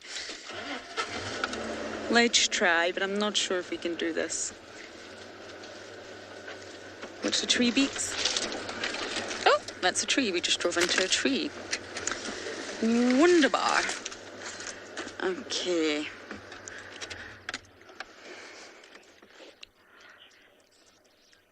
There just seems to be a lone female kudu. She appears to be young.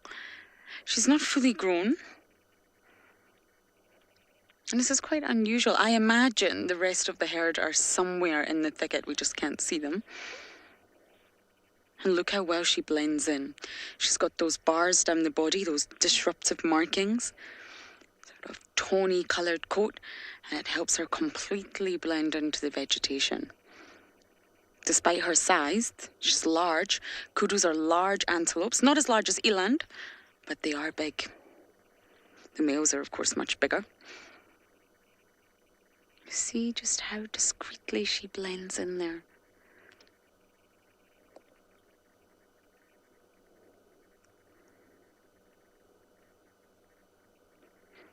They're very tall kudu.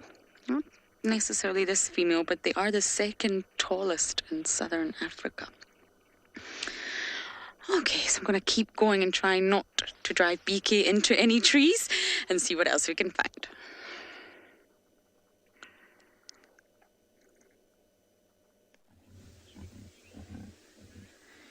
So I know this scene pretty much looks like the same one that you saw at Tswalu Kalahari, but it is different. So we're here at Ambiyond Ngala, and other than an eland bull, these lions are actually on a buffalo carcass. So this is the Burning and Pride, the Pride with the white lines in it. And this morning, just after our morning drive, not even 2 minutes afterwards, we found them just in this little drainage system, of course, on this carcass.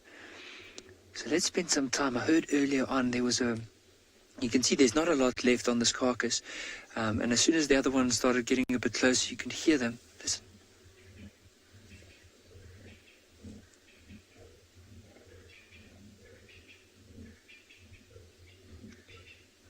You might just hear these low growls at one another. Now, the thing about lions, we mentioned it quite a few times on our drives, is there's no table manners. So it's every lion for themselves.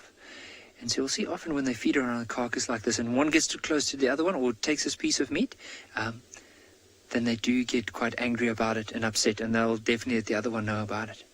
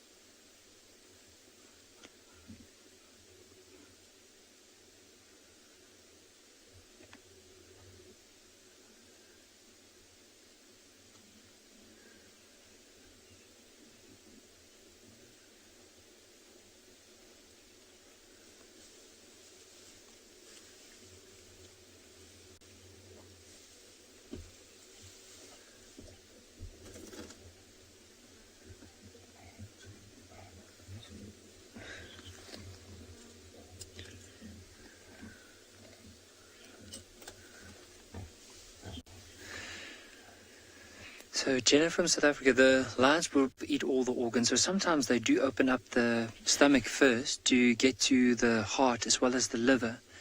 And there could be some of the other, of course, very nutrient-rich organs that they can go for. But, however, with a pride, in general, there's very little of the carcass that gets... Oh, look, there's a little cub. I didn't even know the cub was there.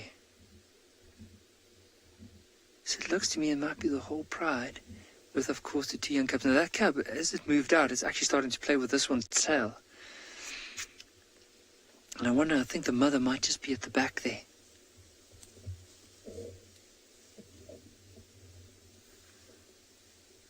But just to get back, so with lions, there's very little that gets wasted. And even after them, early on, we pointed out some vultures. These hooded vultures would also come in and try and grab a little bit of bits of meat in between the bones, also a bit of marrow. And then, of course, the hyenas will go and clean up everything. I think in the bush, there's very little that gets wasted. Everything eventually, as they always say, it's a whole circle of life. Everything eventually goes back into the environment.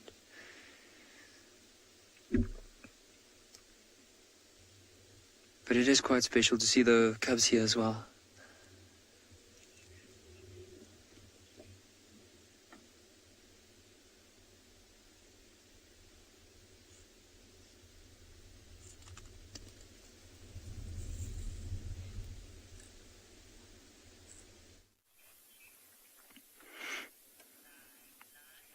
So from youngsters and lions eating, we've got a hornbill also stuffing itself full of something delicious.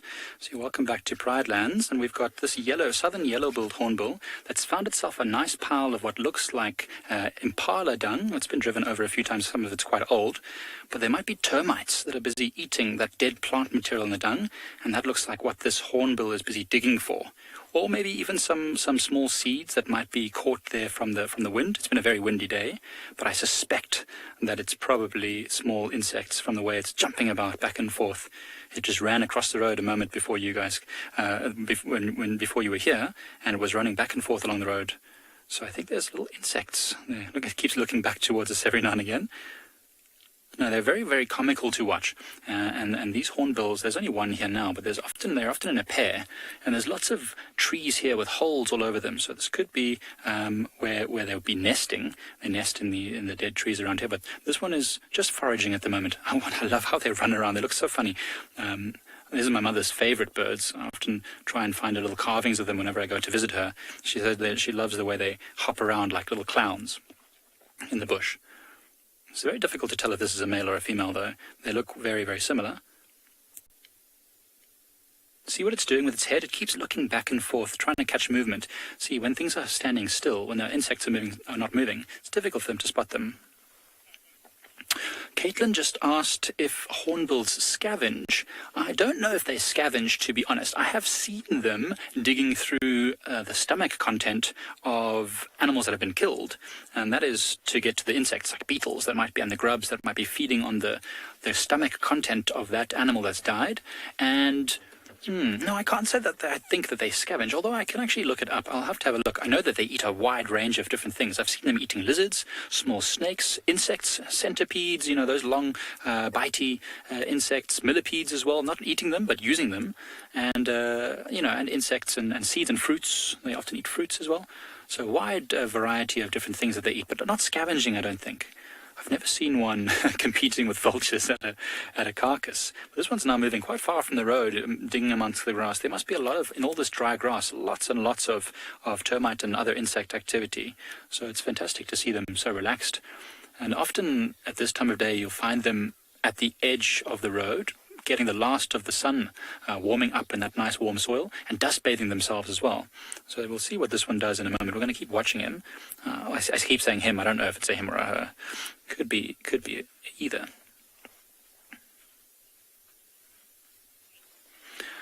So Treadmill, you've commented on the interesting and unique pattern on the wings. Now look right now at this bird behind the grasses, how well camouflaged it is.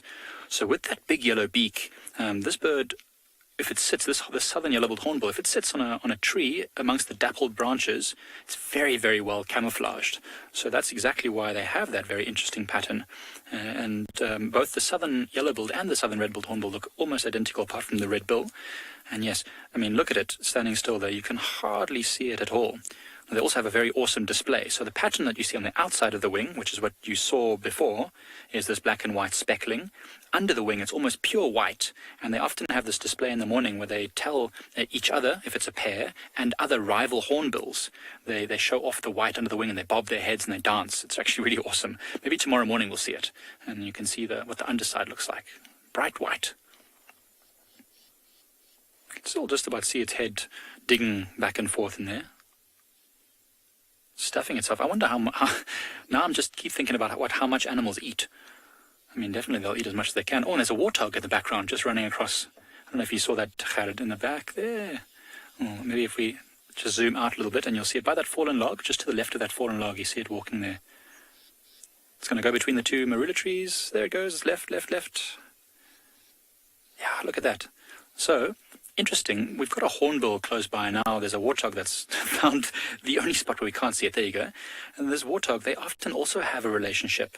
So when warthogs are foraging in the grass, digging around, they often disturb insects, and the hornbills will often sit in the trees right above them in hopes that they'll catch the insects. This warthog looks a little bit shy. I think it's because it's very windy, so it's a bit nervous. Oh, there it goes. Look at its tail. Wonderful. So there goes Pumbaa, and maybe we'll head over to some beautiful lions sitting in some golden light. Simba, if you will.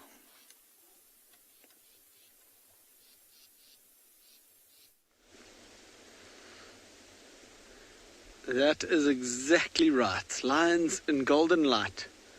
So for those of you who were watching just now, we were watching 4 rhinos about 200 meters away from here. Not far at all. I think maybe if I look carefully enough, we might even be able to see the rhinos again, without knowing at all that there were lions up on the rocks right above us. So it was quite a surprise when we realized there were lions here as well. But it was also pretty amazing to be sitting there watching 4 rhinos and be able to see these lions at the same time. Now, as you can see, there's one big lioness lying on the rocks there. And look at those small little cubs. There's one on her left and one on her right. There should actually be a lot more. There should be 5 cubs here altogether and 2 adult lionesses. But this is all we can see for now. Although earlier I counted 4 cubs, so there are quite a few up there anyway. But how amazing is that? And they, from there, can see far, like all the way to the Indian Ocean kind of far. It's a really, really big view from up here. It's one of the highest points on the whole game reserve where these lions are.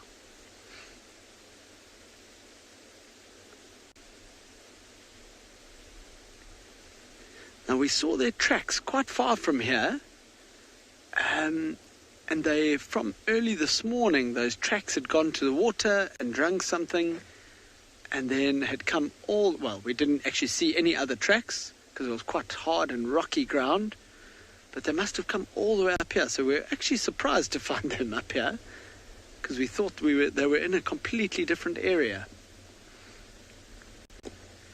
But that is amazing. Look at those 2 little cubs now.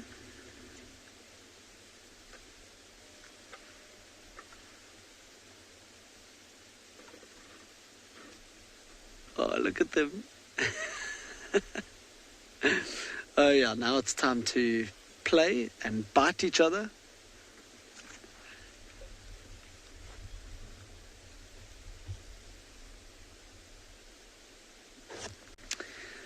So you might be wondering how old these cubs are, and this is only let me just make sure I'm right, I think it's only the 3rd time now that I've seen these little cubs. And they are probably in the region of 3 months old now.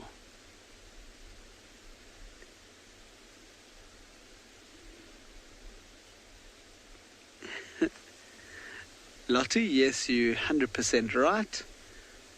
Oh yeah, look at that full belly. Okay, so that one cub that just got up, I saw it had a very, very full belly, which makes sense because they must have finished eating something last night.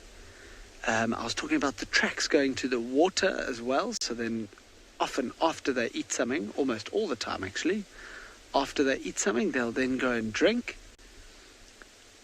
And then, look, he's hiding around the rock. And then they've come up now to rest. No more need to walk around. They can find a nice high up spot now and just rest. Whoa. Cute.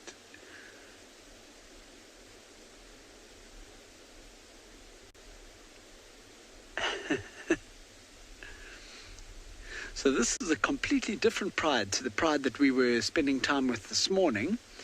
These lions here are part of the mountain pride. For obvious reasons.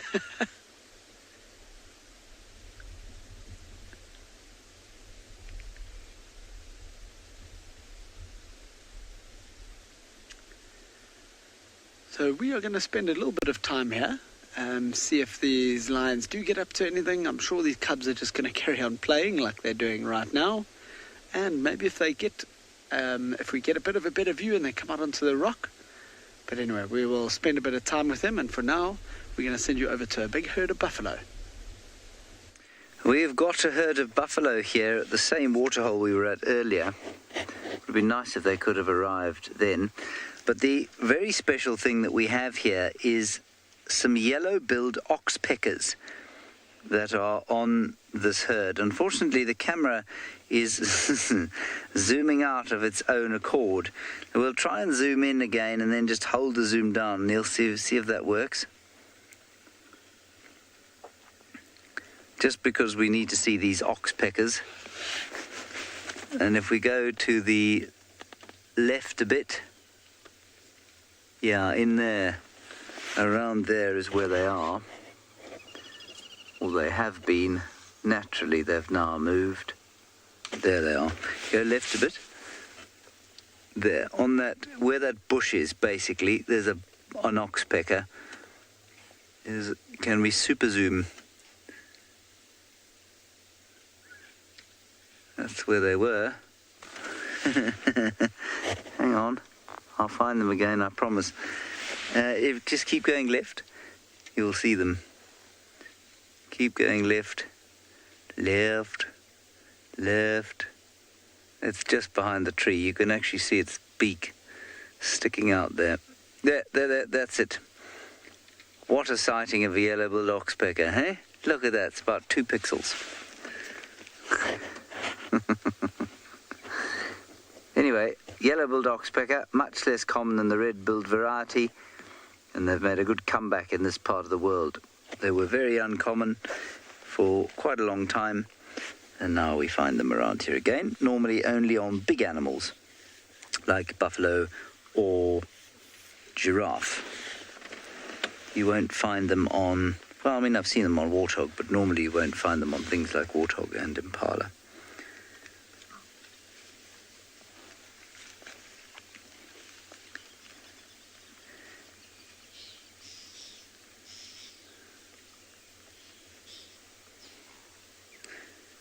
Now, I think that this particular buffalo herd is very clever because it has stayed away from the Nkuhuma pride, which is off towards the west, towards the setting sun. I think that they will probably enjoy a night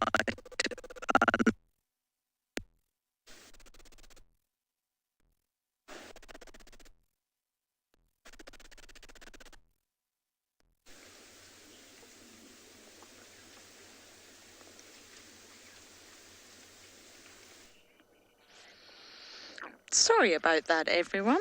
Some gremlins must have attacked James there. But we have a giraffe. A male. A dark male. The darker the giraffe, the dark horse, that's what they call them, the dark horse, because they are actually more dominant. The coloration of those thermal patches signify dominance, which is really fascinating.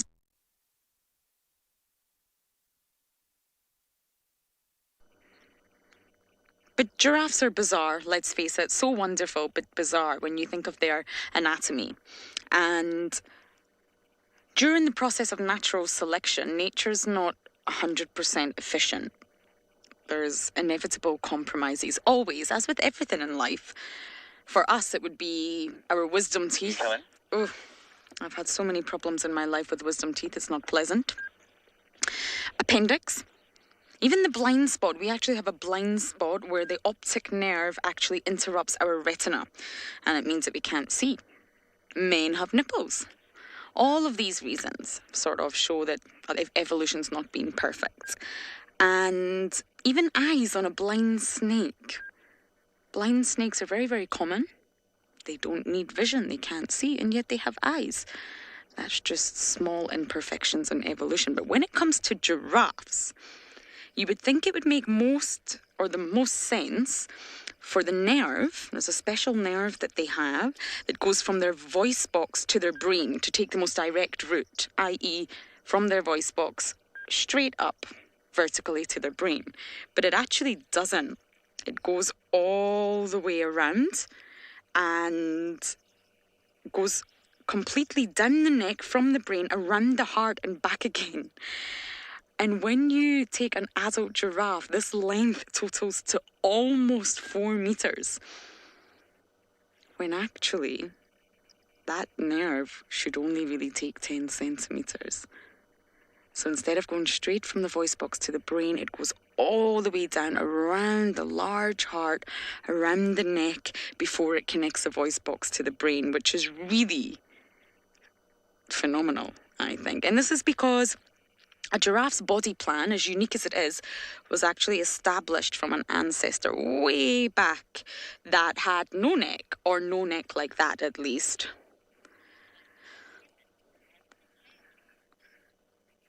They're glorious. Yes, you're correct. Well done. Good contribution. Just like humans having a tailbone. And it's just imperfections along the lines of natural selection. Natural selection can't be perfect all the time. Nothing's perfect. So every species, every organism has imperfections. And that's one of the main imperfections with giraffes. Their ancestor did not. Well, they had a neck. Of course they had a neck, but not a neck like this. Not a long neck. And therefore, that's why this special nerve takes a bizarre route that can lay out to a distance of 4 meters rather than just 10 centimeters. It's just been an imperfection, a compromise from nature. The evolution of a giraffe's very long neck. So, because that sun is starting to go down, it's golden hour, I think it's time to race to my blondie. But we're going to send you guys across to a very cute little cub.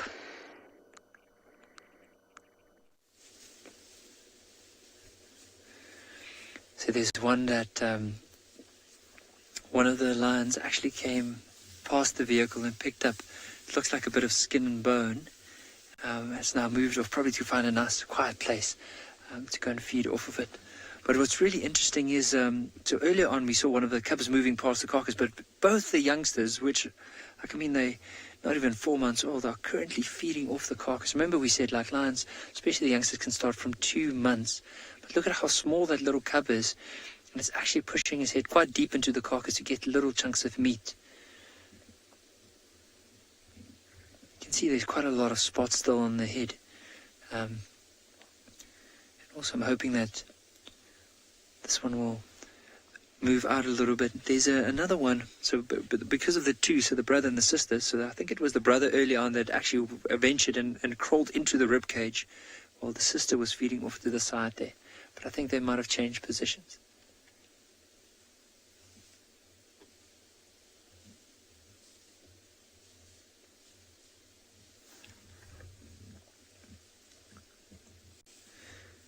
And I think often with especially young cubs, they have to be so careful around a carcass. But I think also the mother was probably very smart with them. As soon as everyone had their fair share of a meal, she probably brought them a little bit closer. And of course, she will also be lying down right there to make sure that they are safe.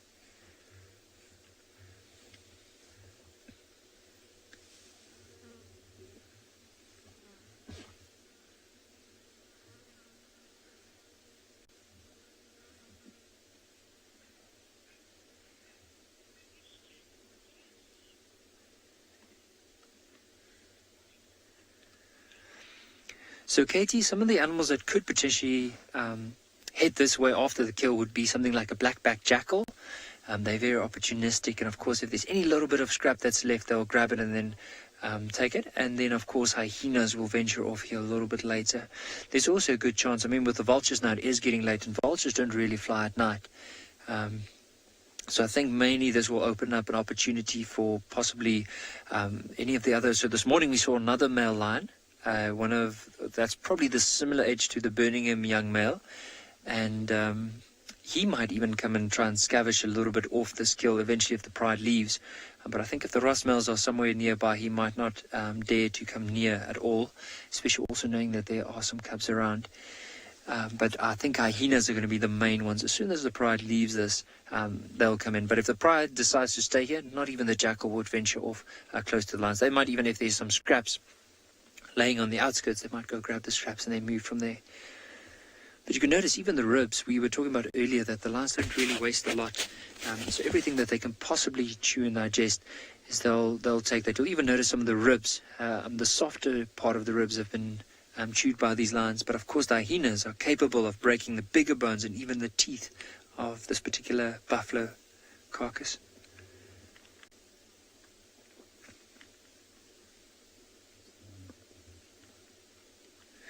So we just want to have a look. I think, I can't see from my angle here, but it does look like this one that's feeding now. You'll notice that the eye looks like there's a bit of a scar on that eye. Also, you can see a bit of pink. I wonder, like mentioning earlier, maybe if there's a chance of claw might have caught it, maybe it could be something else, but we'll try and see if we can find out what it is. But in the meantime, while we do that, let's head across to Mike. Apparently he has a dazzles. That's my favorite animal. Let's head.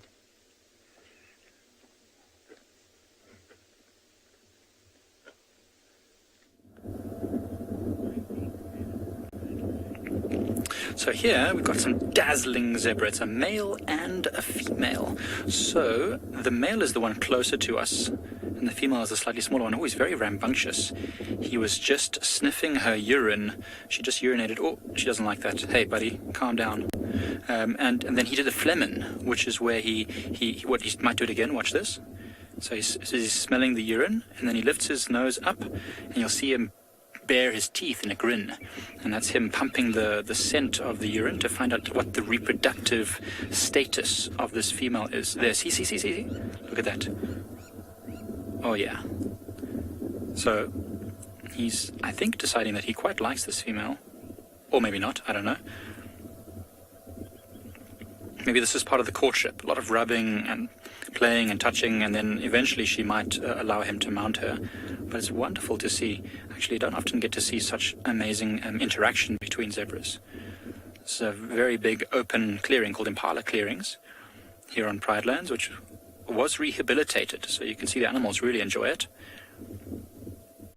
And these zebra especially have been spending a lot of time in these open clearings. I mean, it's wonderful for them. They can spot danger from far away. They can feed on all this lovely grass, can gallop around, just like this male is doing right now. I think he's showing off. Look at that little canter. Oh, so regal. What a distinguished gentleman. I think he's just prancing about for this female, trying to impress her. So there's only one other zebra, which is the female. So this male might be quite young and hasn't yet managed to capture a full harem, which is what we call it when a male has many females. So perhaps he's young and he's just managed to somehow steal this female away from her natal herd, or the herd that she was born into, and now he's trying to impress her to get her to stay with him. I mean, once he's mated with her, and if she bears offspring with him, she'll generally stay with him for the rest of his life, or as long as he can hold on to them. I mean, if you look, when he gets next to her, he's much bigger than her, so she wants to stay with him because he offers her protection. There's also some wildebeest around here enjoying the show. So Caitlin has asked a very good question. When is birthing season? So generally speaking, it seems like a lot of animals give birth around the beginning of the spring. Oh, look at that gallop. Very fast. Oh, and gone. And there goes the female as well. going off behind us. Amazing how quickly they can run. So, Caitlin, zebras and most other antelope or most other herbivores will give birth around November, December, and that's when the peak is. But of course, there can be random births throughout the year. So I would say they will be giving birth around November, December. The wildebeest definitely around the springtime. You often see hordes of babies being born, as well as the impalas, and most of the other ungulates will be giving birth around then. All the animals are galloping off up this hill here. Maybe being close to the drainage line behind them is a bit worrying when it starts getting darker or closer to evening. What I'm going to do is just turn us around a little bit so that we can have a look at these animals as they move behind us. It's a wonderful light actually at the moment, and they might just be moving away from the edge of the clearing, going more towards the center or the top of the clearing, where they might be able to spot danger a bit easier, because we know there's a leopard that moves around this area quite a lot, and if that leopard is stalking anywhere near the edges, the fringes of this can be worry for them. And there's also been lions through this area. I think the lions just headed north into another property, so we're going to hope that they're going to come back soon. But if they went out in this area, it will be something that these animals will be very, very conscious of. Can you still see them, Gerrit? Gone that side. Okay, I'm going to try and move us just ever so gently to get us around.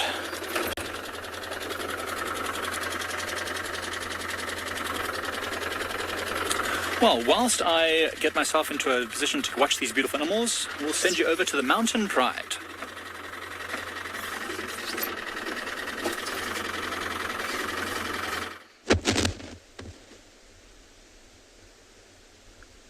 Well, these lions are still just resting up on top of these rocks here.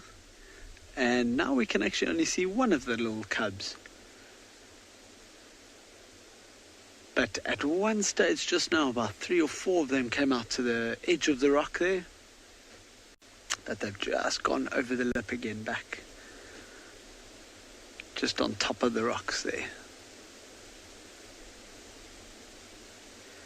Now it's quite funny, often in the afternoons we see baboons sitting up on the top of these rocks.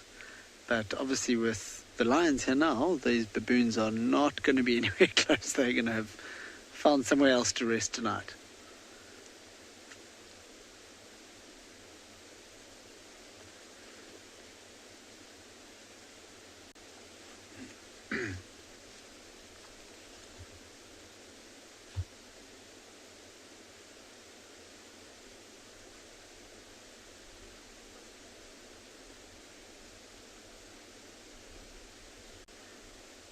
Oh, that lioness has passed right out.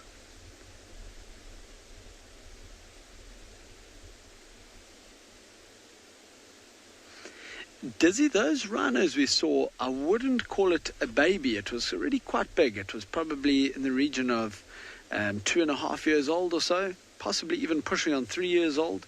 So no, it would be way too big for these lions, especially because, you know, with the whole pride, they might have a slight chance because there's 4 lionesses and 2 males in the whole pride.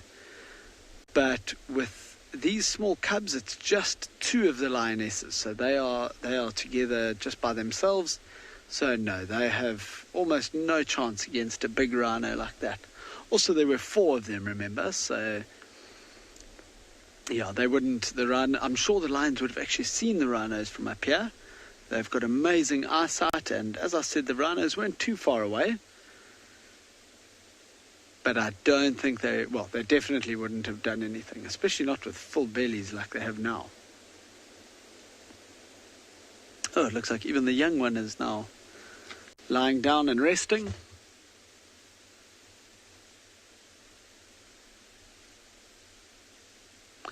You can imagine though how these rocks have absorbed all the heat from the day, and now that the sun is down and there's a bit of a chill in the air, it must still be so nice and warm up on those rocks.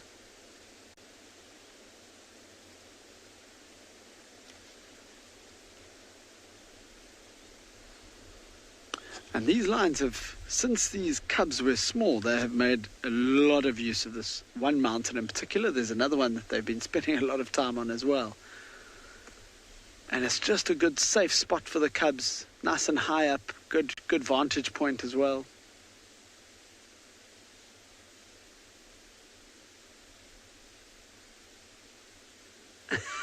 Yeah, apparently everyone's nervous about the cub being so close to the edge, but oh, there's actually two more climbing up just below that one cub. It was just on the left of the screen. They were climbing up the almost, there we go, see he's running back now.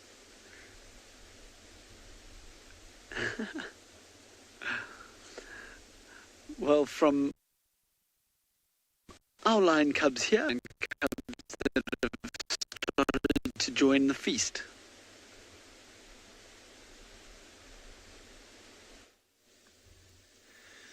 So I'm just going to try and be quiet so you can hear the noises around the carcass, but look at how this lion is basically snarling at the others.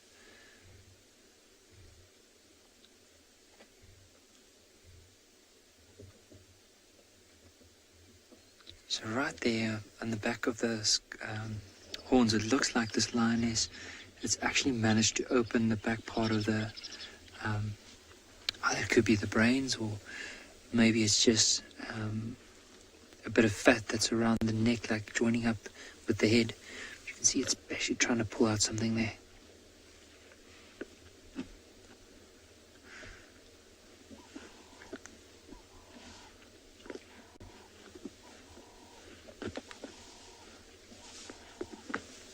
You see how this one that's off to the left is carefully trying to grab hold. It looks like this female is so into that she's not really caring too much about it.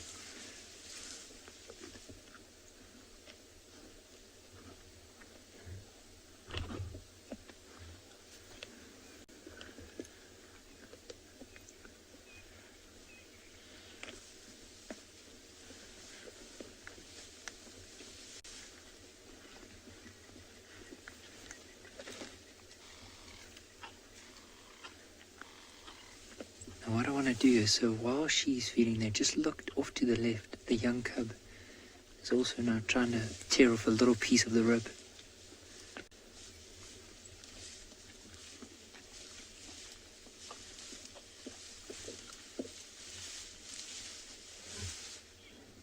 Trish, when lion cubs are born, they have very, very small teeth. But only like once they get to around about 2 months is when it's like razor sharp and they're able to take little bits, little chunks of meat off. But mainly you also see like they'll try and cut it with the back part of their teeth. The way that they maneuver, it's almost like they call it the carnassial shear. So the back part of the mouth is probably where they're going to be the strongest as well as the sharpest in order to cut meat. You can see that little one is maneuvering its jaw to try and get to those back teeth so it can cut a little bit off. But sometimes the teeth are just not strong enough to do that. So you'll see they'll lick quite a bit. And because of that rough tongue, they'll be able to lick quite a bit of meat off. And even though, I mean, for this young cub, it's grabbing hold and pulling, and all of this is basically making it stronger. It's helping to develop those neck muscles, the jaw, the front feet as it pushes against the carcass and try and pull it away.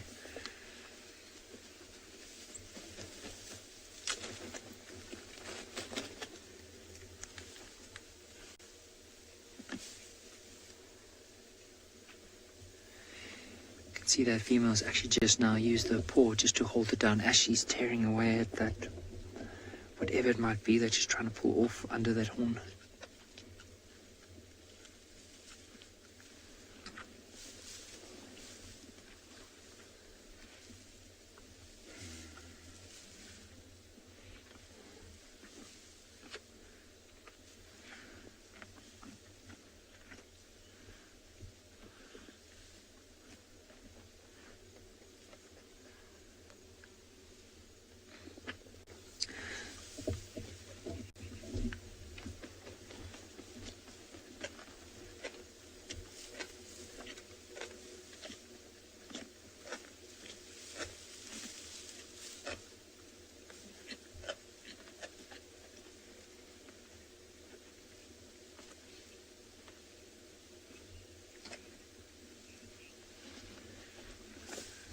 I think while we spend some more time with these lions and see if they eventually move into more of an open area and what they're going to be doing from here. But in the meantime, while we are going to be spending some time with them, let's send you across to a beautiful sunset.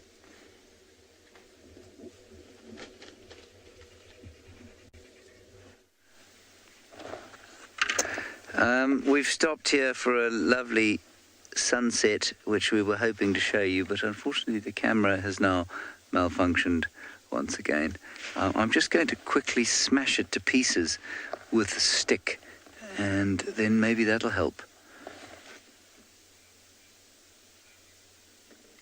It's still quite pretty.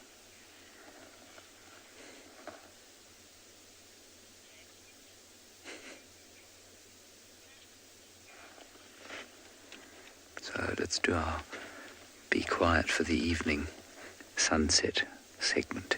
Here we go. Shh, everybody.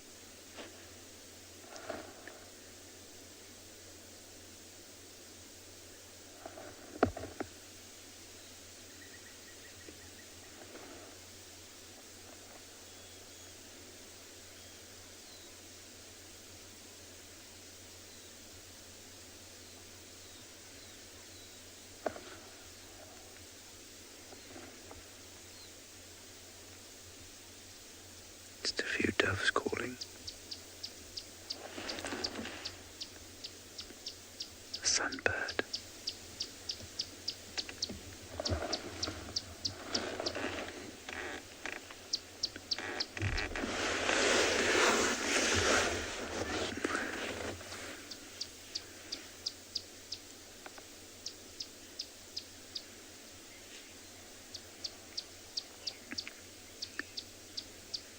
Alright, let's get back across to Lauren and we'll try and fix this camera by running it over.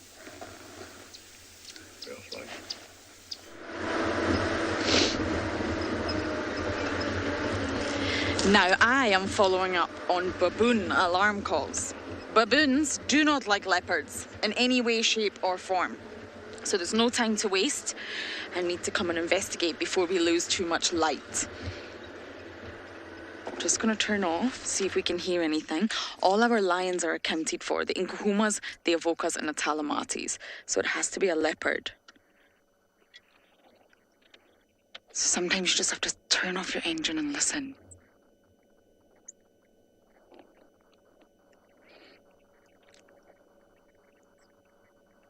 Okay, this is Gallagher Pan, one of the permanent water sources Nigel for sure. that a lot of the predators will visit in winter, but not just right now. There's far too many other pans of water. So I'm just going to go this way. Baboons and monkeys will alarm call, but they have really, really great visual capacities. So what that means is they can see very, very far. So when they're alarm calling, it isn't always completely obvious where the threat is. But we're losing light. I think James just showed you a beautiful sunset. So I want to try and cover the area up just before it gets a little bit too dark. The last leopard I got to see was in Sele. A leopard from the west. It's not normally around here. Oh, a little diker. Oh, no, okay. We're not playing today.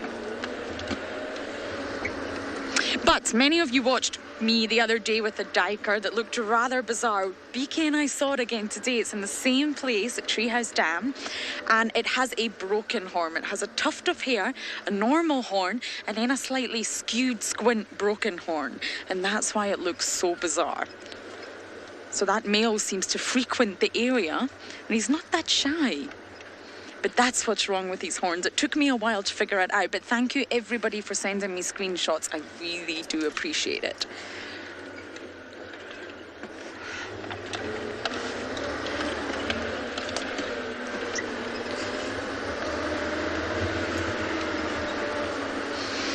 Okay, I'm going to try really, really hard to find out what's causing these baboons to alarm call. And as I do that, we're going to send you back across to Dylan and see what he's looking at.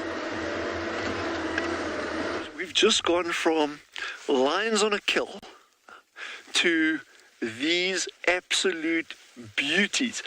And why I'm so excited about finding these tiny little flowers, I wish somehow there was a way that I could impart the scent of these flowers through this camera so you could all smell it wherever you're sitting, because it is the most incredible, sweet, beautiful scent. You get very few scents like this in the outdoors, and it is just unbelievable. And for something so small, it was very funny. So we're driving along and we get this this scent just drifting across, over the vehicle. We're like, oh, no, these flowers, we've got to go look for them. So we jump off up and down and nothing.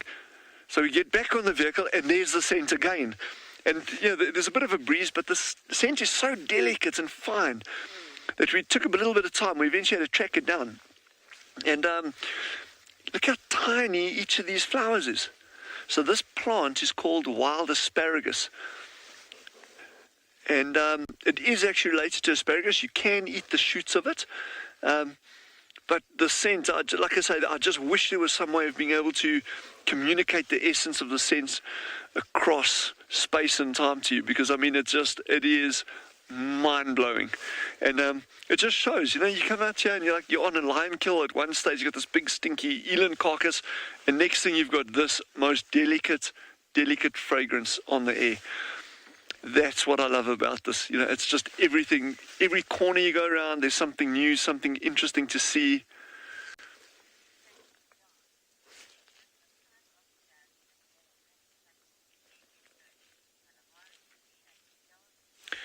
Shaggy Dog has just asked a good question regarding plant scents. He's saying, is this a kind of wild jasmine or jasmine that we get in this area? It's not. This one's not even related to jasmine, and the scent, in fact, is almost more delicate. There's no way for me to describe it. Maybe I must try pen it, write it down, but I don't think I'll get that right. We do actually have one plant here, and some of you may have been with us on that drive when we saw it. It's called wild jasmine, and as we go into the summer months, those flowers are going to be out, and they are also incredibly scented. That is very much the typical jasmine scent that most of us know. This is on a different level altogether. And the incredible thing is, look how tiny these flowers are. What I'd like to know now, though, is why have they got such an incredible scent in the middle of winter and there's so few pollinators around? There has to be a very good reason for that. I say there's no pollinators around, but I'm willing to bet that there will be something that will be pollinating this, especially the fact that it's got, oh my word, here we go. Here's something pollinating here. We're going to come back to this. All right, I'm just going to look for a better example and we'll be right back.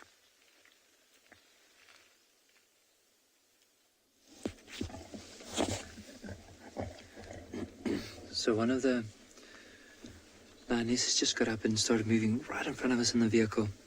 Let's just see if she eventually heads back to the carcass, but it does look like she needed a bit of a break, so that's why she moved off to the side.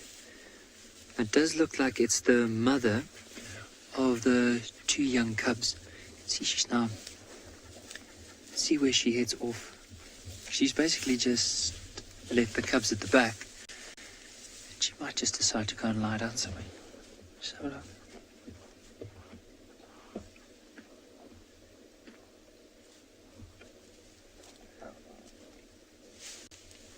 Oh, there we go.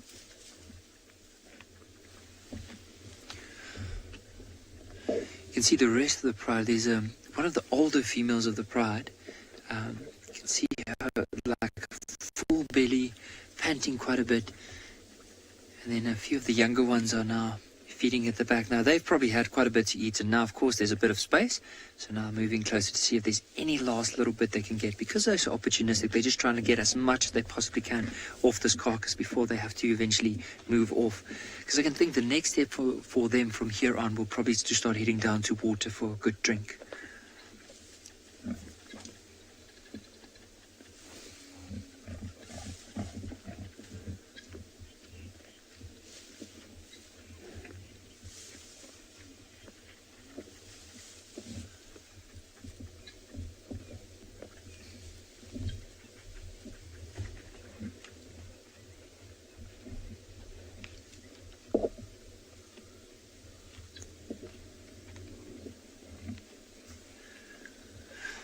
So with the carcass even, there's quite a bit of flies around. And of course, with the carcass being around and all the flies, you can see it definitely bothers the lions. You can just see the flies moving and also their tail. Now apparently, like these lions are all lying down at the moment, or some of them, apparently Dylan at Tswalu Kalahari is also down close to the ground. So let's go and have a look.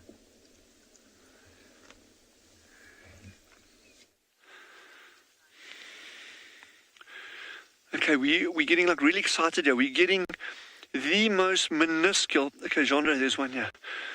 Getting the most minuscule little flies and things coming onto these flowers. Can you see this one over here? I'm just going to go slowly towards it there. This is so ridiculously exciting, it's not even funny. Can you see it there, Genre? That these things are crazily small, and yet they're going for all the anthers. All these little yellow things sticking up are the anthers, so that's where the pollen's been carried. And these tiny, tiny, tiny little, I mean, these things are like 2 millimeters, not even 2 millimeters long.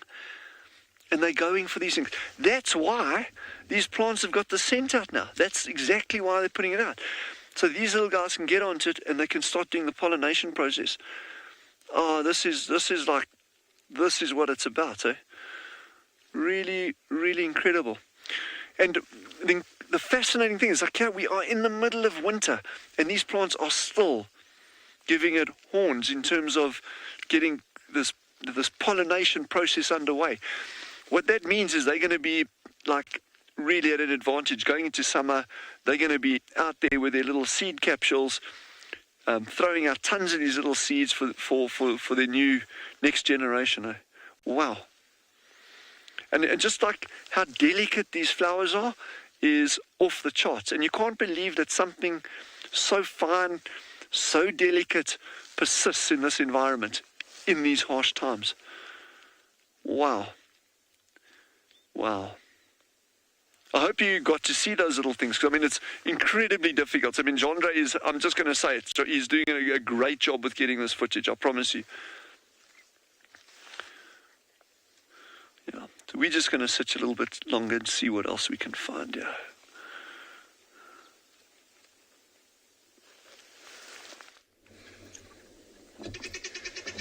So you might just hear in the background there's quite a few guinea fowl that are going crazy, and I think one of them, or a couple of them, might have spotted a lion. So I'll just be quiet and you can listen. So the bird that we're currently looking at is a white-backed vulture, and so you'll see there's quite a few of them around the trees, and this is one way that we can definitely tell if there's a kill nearby made by potential predators, with all the vultures sitting up in the trees.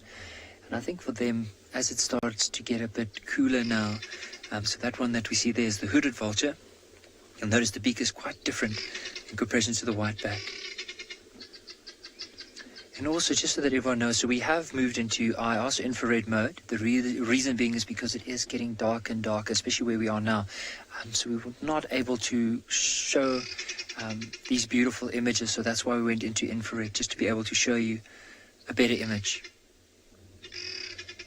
You might hear that noise in the background. So those are from guinea fowls, but just to show you that the ones here with the longer bills, of course, the hooded vulture, and then the one with the stronger, heavier bill, the one that's actually at the very top of that tree, trying to balance itself now. So that's the white-back vulture. And there's 5 different vulture species we do get in the area. And this is probably the most abundant one.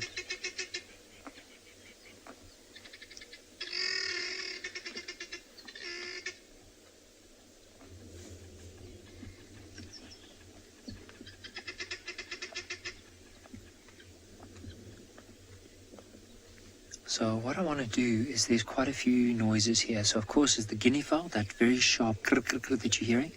You might hear the vultures as they move and try and reposition themselves on the branches. There might be a lot of crackling noises. And of course the lions just off to our left here on the side of the vehicle, crunching away at some bones. Let's listen.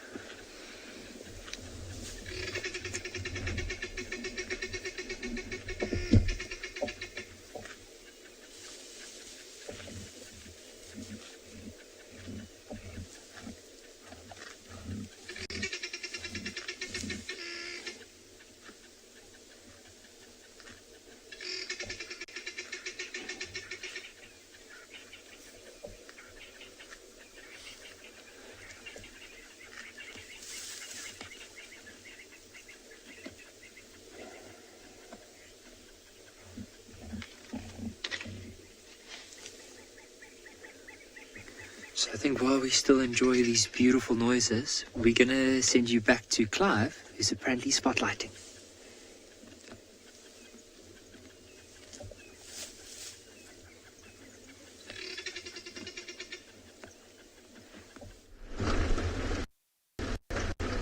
Yes, we do have our spotlight out, Nikki. And we're back on and beyond Phinda Private Game Reserve. And we left those lions just now because they were fast asleep on the rocks. They definitely weren't going to come down. We couldn't see any of the cubs anymore. So let's leave. Oh, there's a small little grey daker there. We're not going to shine the light on him. We thought we would come out and try and find some nocturnal animals tonight. Now, as you know, the spotlight really helps on the reflection of their eyes.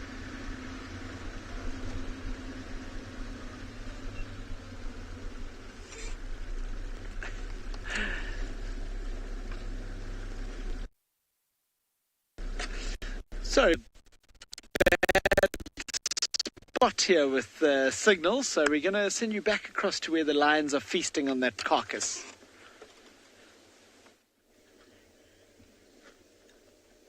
So all the noises are just so amazing. So just to give everyone an idea, so it is starting to get a little bit darker now. As we mentioned earlier, that's where we went into infrared, but now there's all these night sounds that are slowly starting to emerge. You can hear some of the last birds making their calls and then moving off to probably settle in for the evening. You're hearing the guinea fowl still there, and of course these lions crunching away. But there's also this nice cool breeze that is now starting to channel down into this little system that we are sitting in at the moment. You might even hear some Natal spur fowls in the background as well.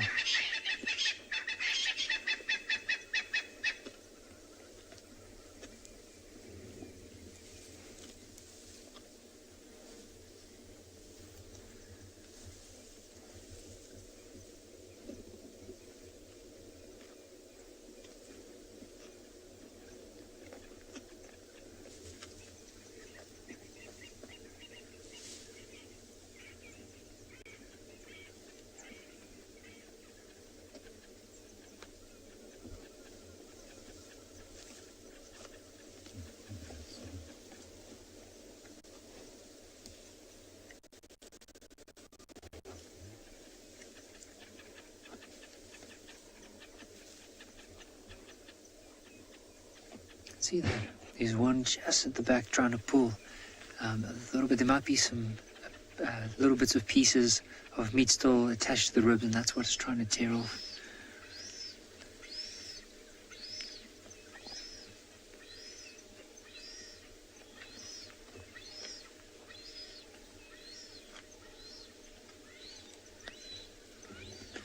So George, there are with some of the vultures. I mean, if you compare the white-headed vulture against or let's say the white-headed vulture, the lappet-faced vulture, as well as the Cape and whiteback, you'll find that there would be quite a bit of competition amongst them. But the hooded vultures, they are the ones that are solely reliant on trying to get in between the bones. So their beaks aren't really designed to tear big chunks of meat off the carcass. So they need to really focus on the little bits and pieces. And so each vulture, I mean, in terms of the bigger ones and the smaller ones, has a specific role. But I think there would be more competition amongst the bigger vultures, so the lappet face, as we mentioned, the whiteback, the Cape vulture, as well as the white-headed vulture. And in some way, if the carcass is small enough, they'll even outcompete the hooded vultures that won't be able to get any of those scraps. So you do find that, though, that there could be competition amongst all of them.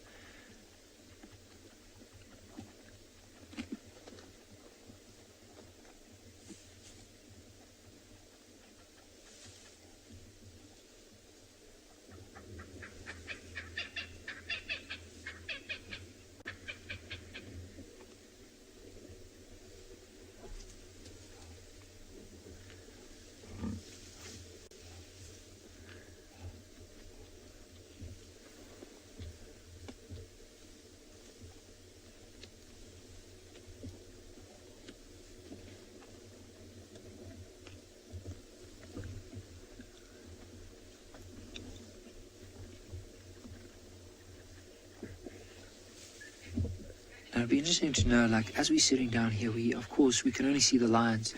But on our way here, we saw quite a few black-backed jackals on the outskirts, and I wonder the hyenas might not be too far away from here. And of course, because of the pride being so big, the chances are that the hyenas won't really come close, unless, of course, we can start hearing them calling, and maybe there could be others that join up. But unfortunately, I think fortunately for the lions, that there's not a lot of big clans of hyenas that join up together here that will try and steal the scraps.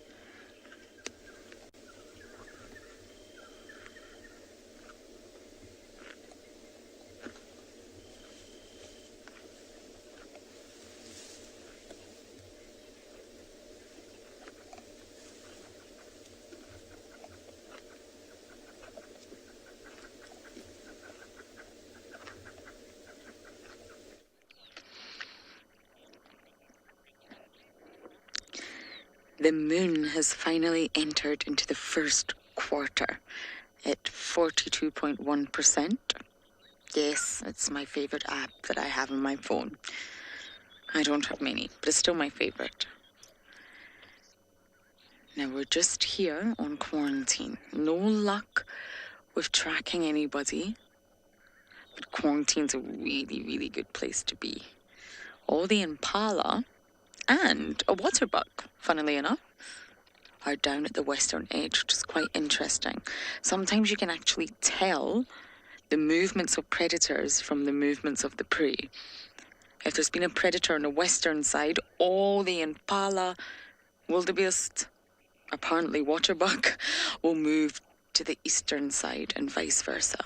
So everybody's down here on the sort of southwest side.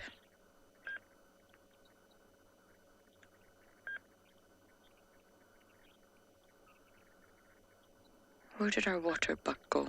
Ah, there we have it. You can't miss that bottom.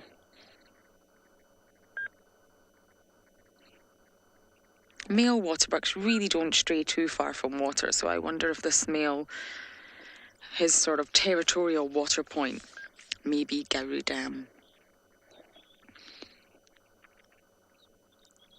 You can see the size difference between the waterbuck and the impala. It's quite drastic.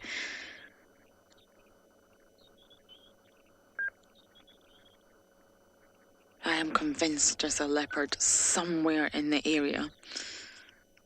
It could be in the drainage at the minute, but as the sun is starting to set, nighttime is almost here, I think they're going to appear.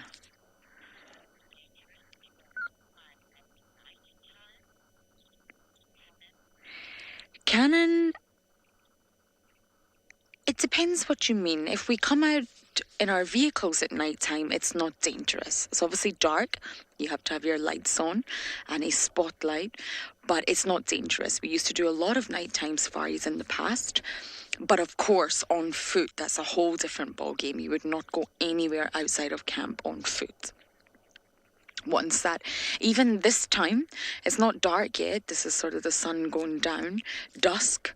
You wouldn't be allowed. This is far too dangerous because your vision is compromised. Humans are really not well adapted to low light conditions. We're diurnal beings, and our sort of body clock from way back in the day of the cavemen, we're awake and active during the day, and we go to sleep at night. So this low light condition definitely, we call it crepuscular, plays havoc with my eyes. Takes a while to adjust. So it'd be really, really dangerous if we were to step out on foot at night time. Of course, once it gets dark, it really is the time for the predators. That's when your lions wake up, your leopards wake up, hyenas will start to get mobile.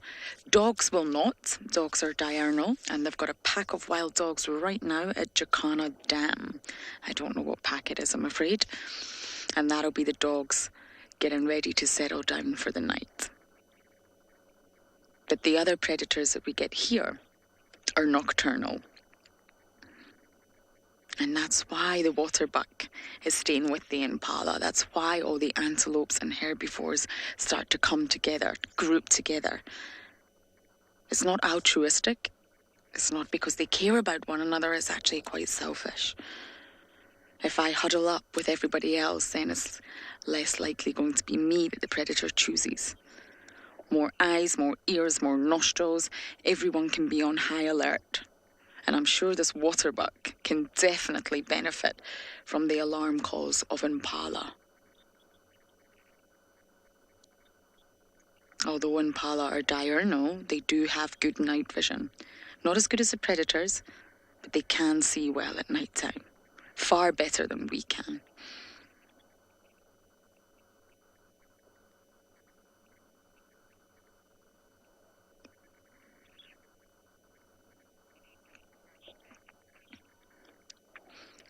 Look at that glorious sunset over there, Beaks, more to the western side. You can see that orange sky. Now, of course, we are nearing the end of the safari, but still do send in your comments and questions. I look forward to hearing them using the hashtag WildEarth. Look at that.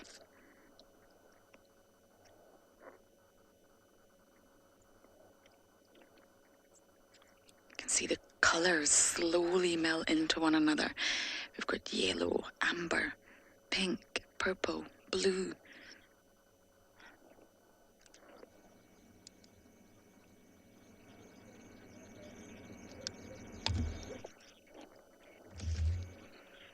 Let's take a listen.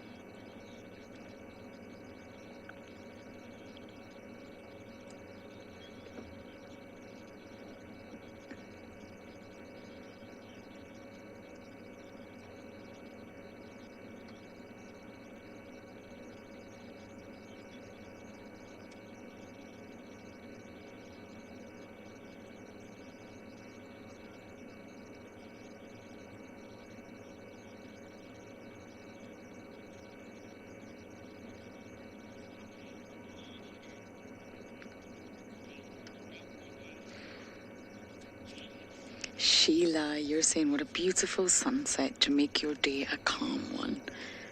I'm glad you have a calm and beautiful day, Sheila. I'm sending good vibes your way. It really is common.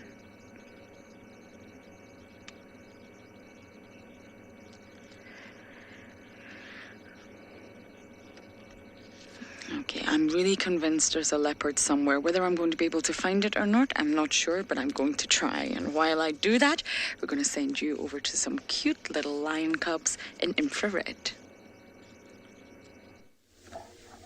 So with the lions, they haven't moved too much. You can see the one's just moved around, but look at how big that belly is.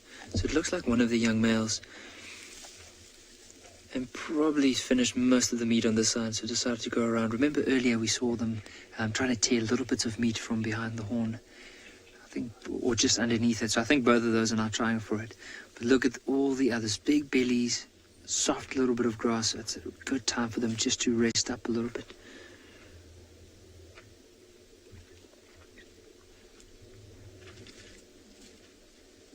Look at how they're panting. So imagine all that meat, and there's not too much space. All that is pushing against the diaphragm, and because of that, it makes them short of breath. So that's why they're panting so heavily.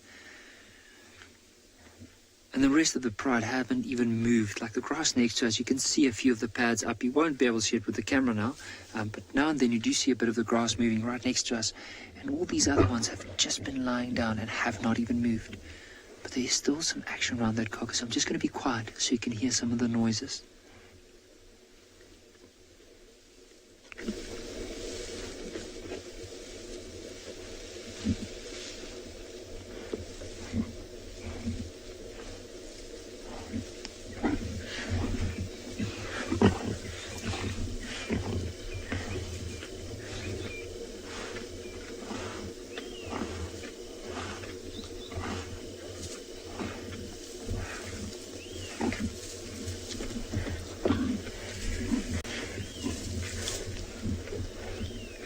if the little cub decided to come and join in again.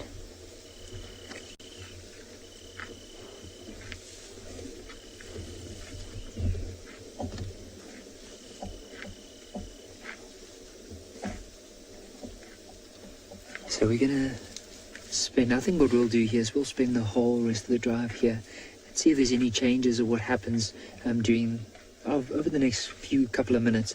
But I think while we do that, let's send you across to Dylan, who apparently has an ostrich. We have an incredibly good sighting here. And this was spotted by Gendre. Now that view that you're seeing there is pretty much what we're seeing now with the naked eye. Okay, and to give you some idea of just how good the spotting was, look at this. Wait for it. Wait for it. Wait for it. Da-dun, da-dun, da-dun, da-dun, da-dun, da-dun. There we go. Look at that. Look at that. Gendre, this is your prize, my man. It's an adult female ostrich. And I think the fact that it's lying down now at this time of day, it may actually be sitting on eggs. I'm saying it's a female, but actually I'm looking at that. Is that a greyback or a brownback? It's black, so that's a male. That's a male ostrich. And the fact that he hasn't moved yet, okay, we are sitting at 50 yards from him, 50 meters, give or take, and but the fact that he hasn't budged tells me he's almost certainly on a nest over there. And this is incredibly exciting, because if we can keep on returning to the spot over the coming weeks, there may even be an opportunity of seeing these little ones just after they've hatched out. It'll be a tiny, tiny, tiny chance, but it's a chance nonetheless. So this is incredibly exciting, and it's just, you don't see ostriches like this normally. I mean, yeah, you do, but they're normally kind of in the distance, but to see one hiding like this is fantastic. Very, very, very good spotting on every level there. I mean, look at that camouflage. That's a big bird, eh? That's a 150, 160 kilogram bird, and it's just hiding there pretty much in the open with a bit of scraggly grass and some dead shrubs to the side of it.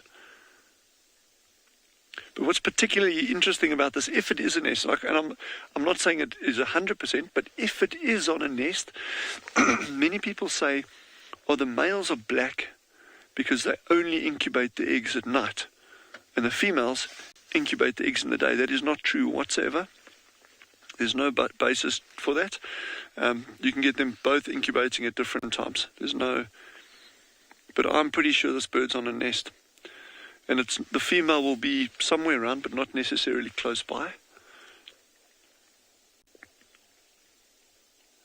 And Genre and I were actually chatting about ostriches the other day, because we've been seeing different groups of them, but you're typically seeing a male with a number of different females. So there's a very strong likelihood of us actually locating other nests now. And but what's quite fun about those nests is you actually get an alpha female, a dominant female. Let's not call it an alpha. You get a dominant female within a territory, and then the dominant male. But a number of other females within that area will also lay their eggs in this female's, or in the dominant female's nest. So you can get an ostrich nest there with 20 or 30 eggs in it, but only being looked after by one male and one female. That's crazy. You think, oh, what's the point? There's a very, very good reason for that, is that because she lays her eggs first and the other females lay their eggs afterwards, it means that their eggs, in other words, the females that lay after that, their eggs run the highest risk of being predated on or not getting enough cover during the incubation process so they can get cold. And what that means is that her youngsters have got the greatest likelihood of hatching, and even greatest likelihood of hatching first. I'm just so excited that we got this. Genre, 100% brilliant, awesome job there, man. Jeez. we're going to actually leave it now, because this is kind of regarded as a sensitive sighting. It's a bird on a nest. So I think we're going to move on and just see what else we can find before the close of day. Well done. We have a spider here that is called a bark spider. Now this is pretty incredible. It's actually busy constructing its web for the night. You'll see it's going down to that blade of grass, and it's just strengthening these like anchor lines for its web. It's really incredible. So it's probably quite hard to get a scale of how big this spider is, but it's probably twice as big as my thumbnail, if that makes sense. Now it's quite an interesting little spider. During the day, what it does is it actually is, well, okay, let's go the other way around. From this time of the evening, it goes out and spins its web, and by the time the morning comes and the sun is out, to stop animals constantly walking through it and him having to rebuild it, he actually almost eats the whole web back up and recycles that silk again so that he can use it the following night.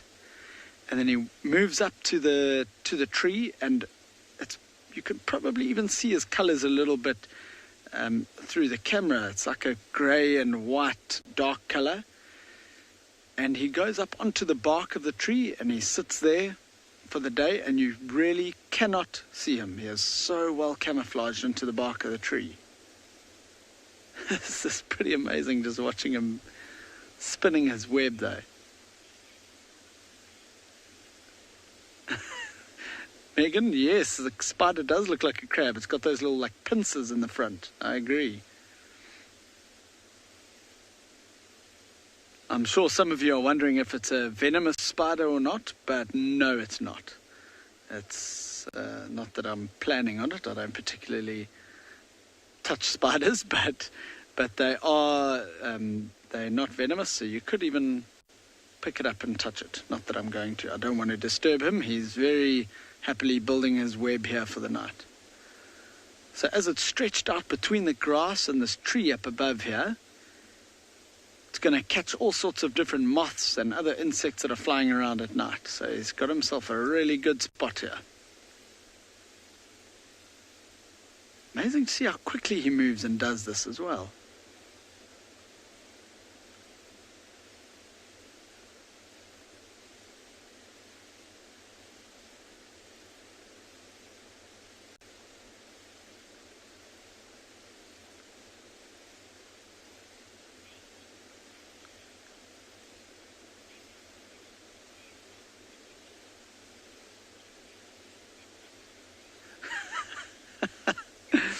Samantha, you don't want the spiders in your space. I think I'm probably fairly similar to that as well. I don't hate them at all, but I'm not a huge fan.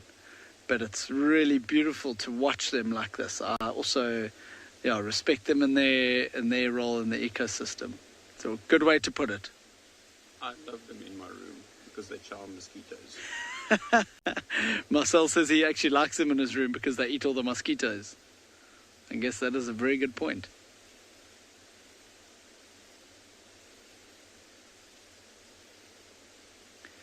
So it's also nice to stop and listen at this time of the night. All the normal birds and all the normal sounds that you hear during the day are gone. And now you start with all the night sounds.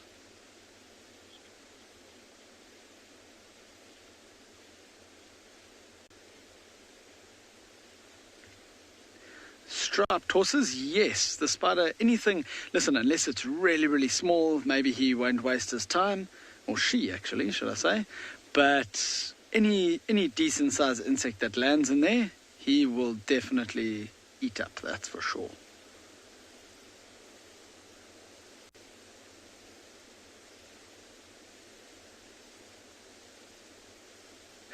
This is really amazing to watch. He's almost going from each different strand of silk and joining them together. That's just kind of what it looks like here anyway. It's hard to see, isn't it?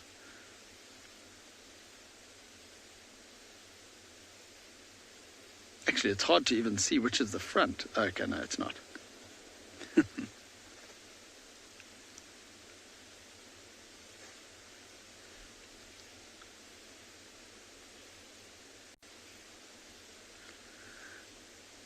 Yes, well done, Marcel.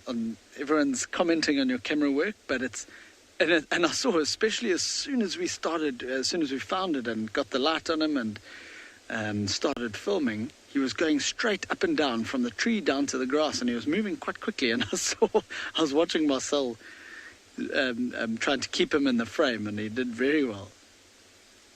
I would have, if it was me behind the camera, you would probably be looking at some blurred picture of a leaf. Don't undersell yourself.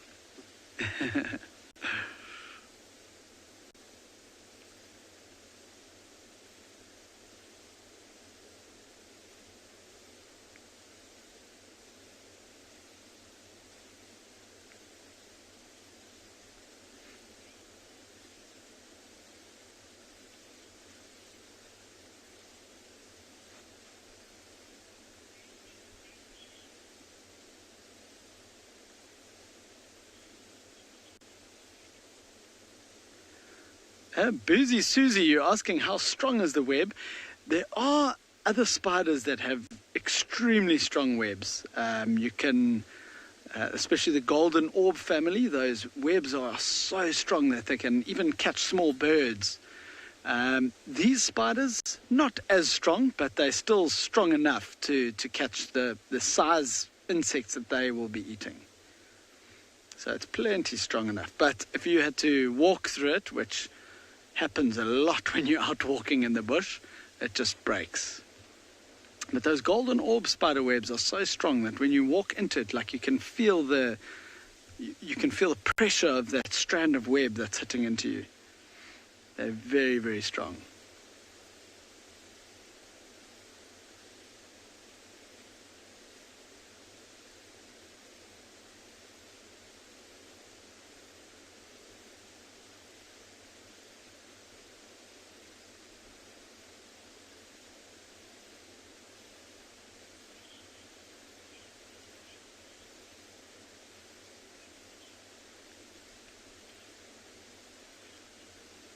Penelope, no, these spiders will do exactly the same web each time. Not exactly the same, but the same kind of shape. And the shape of it depends on the species of spider. So the bark spiders always spin a web that looks just like this, not that you can really see too much of it.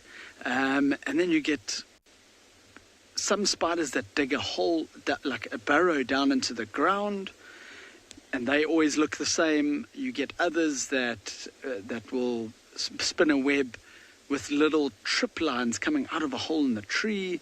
You get spiders that spin a web that looks like a tent. They're literally called tent web spiders. So you get a lot of different types of webs, but each species will spin the same type of web.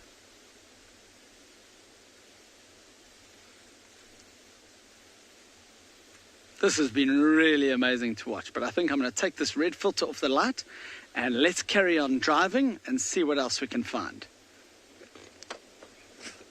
While we get ready and carrying on seeing what other animals we can find, let's send you back off to the lions.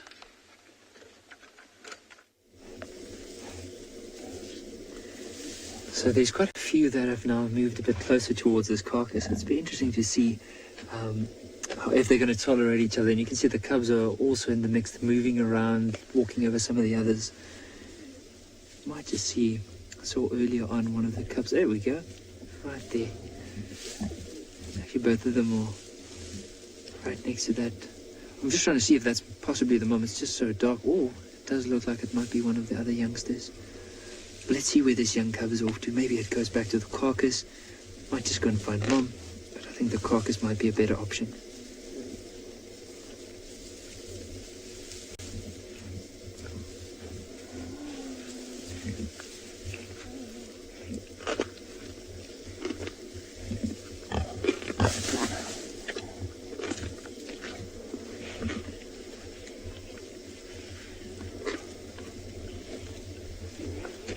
Kruger, I have seen, I don't know if it was associated with overeating, but I have seen lions eating so much and just trying, because it was, either there was a lot of competition, so just basically grabbed anything it could and just like ate as fast as possibly could. Eventually they have quite a bit of an upset stomach because of that, and eventually they'll vomit from there. So I have seen that before, but I don't know if it's from overeating. I'm happy to hear possibly some of our viewers have seen it before, heard about it. I'd love to know. I'm sure it is possible. And also in that case, I didn't know as it was because it was just grabbing everything it possibly can, and because of that it had an upset stomach, or was it just because it just tried to indulge as quickly and as much as it possibly could, and then vomited from there?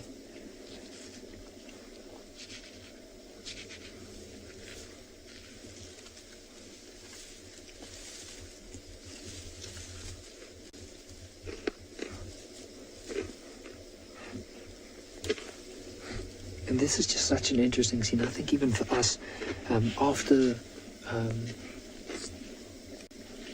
spending a bit of time here, the more and more time we spend, the more we realize there's so much actually happening, because earlier on a few of the lions were just lying down on the side, and now they started getting a bit closer. We can even see off to the right, which is hard to see because there's quite a few trees in the way, but I don't think it's going to be too long before maybe some of them come to investigate to see how much meat are going to be left around this carcass. Now I think, based on their behavior and where they've been spending the whole day, and also the amount of meat that's left on the carcass, I think by this evening or later on in this evening, they might start moving and potentially heading down to a water hole to go and drink.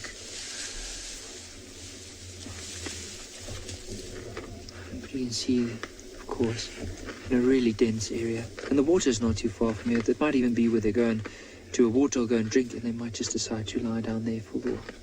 The little one, of course, he's not too camera shy.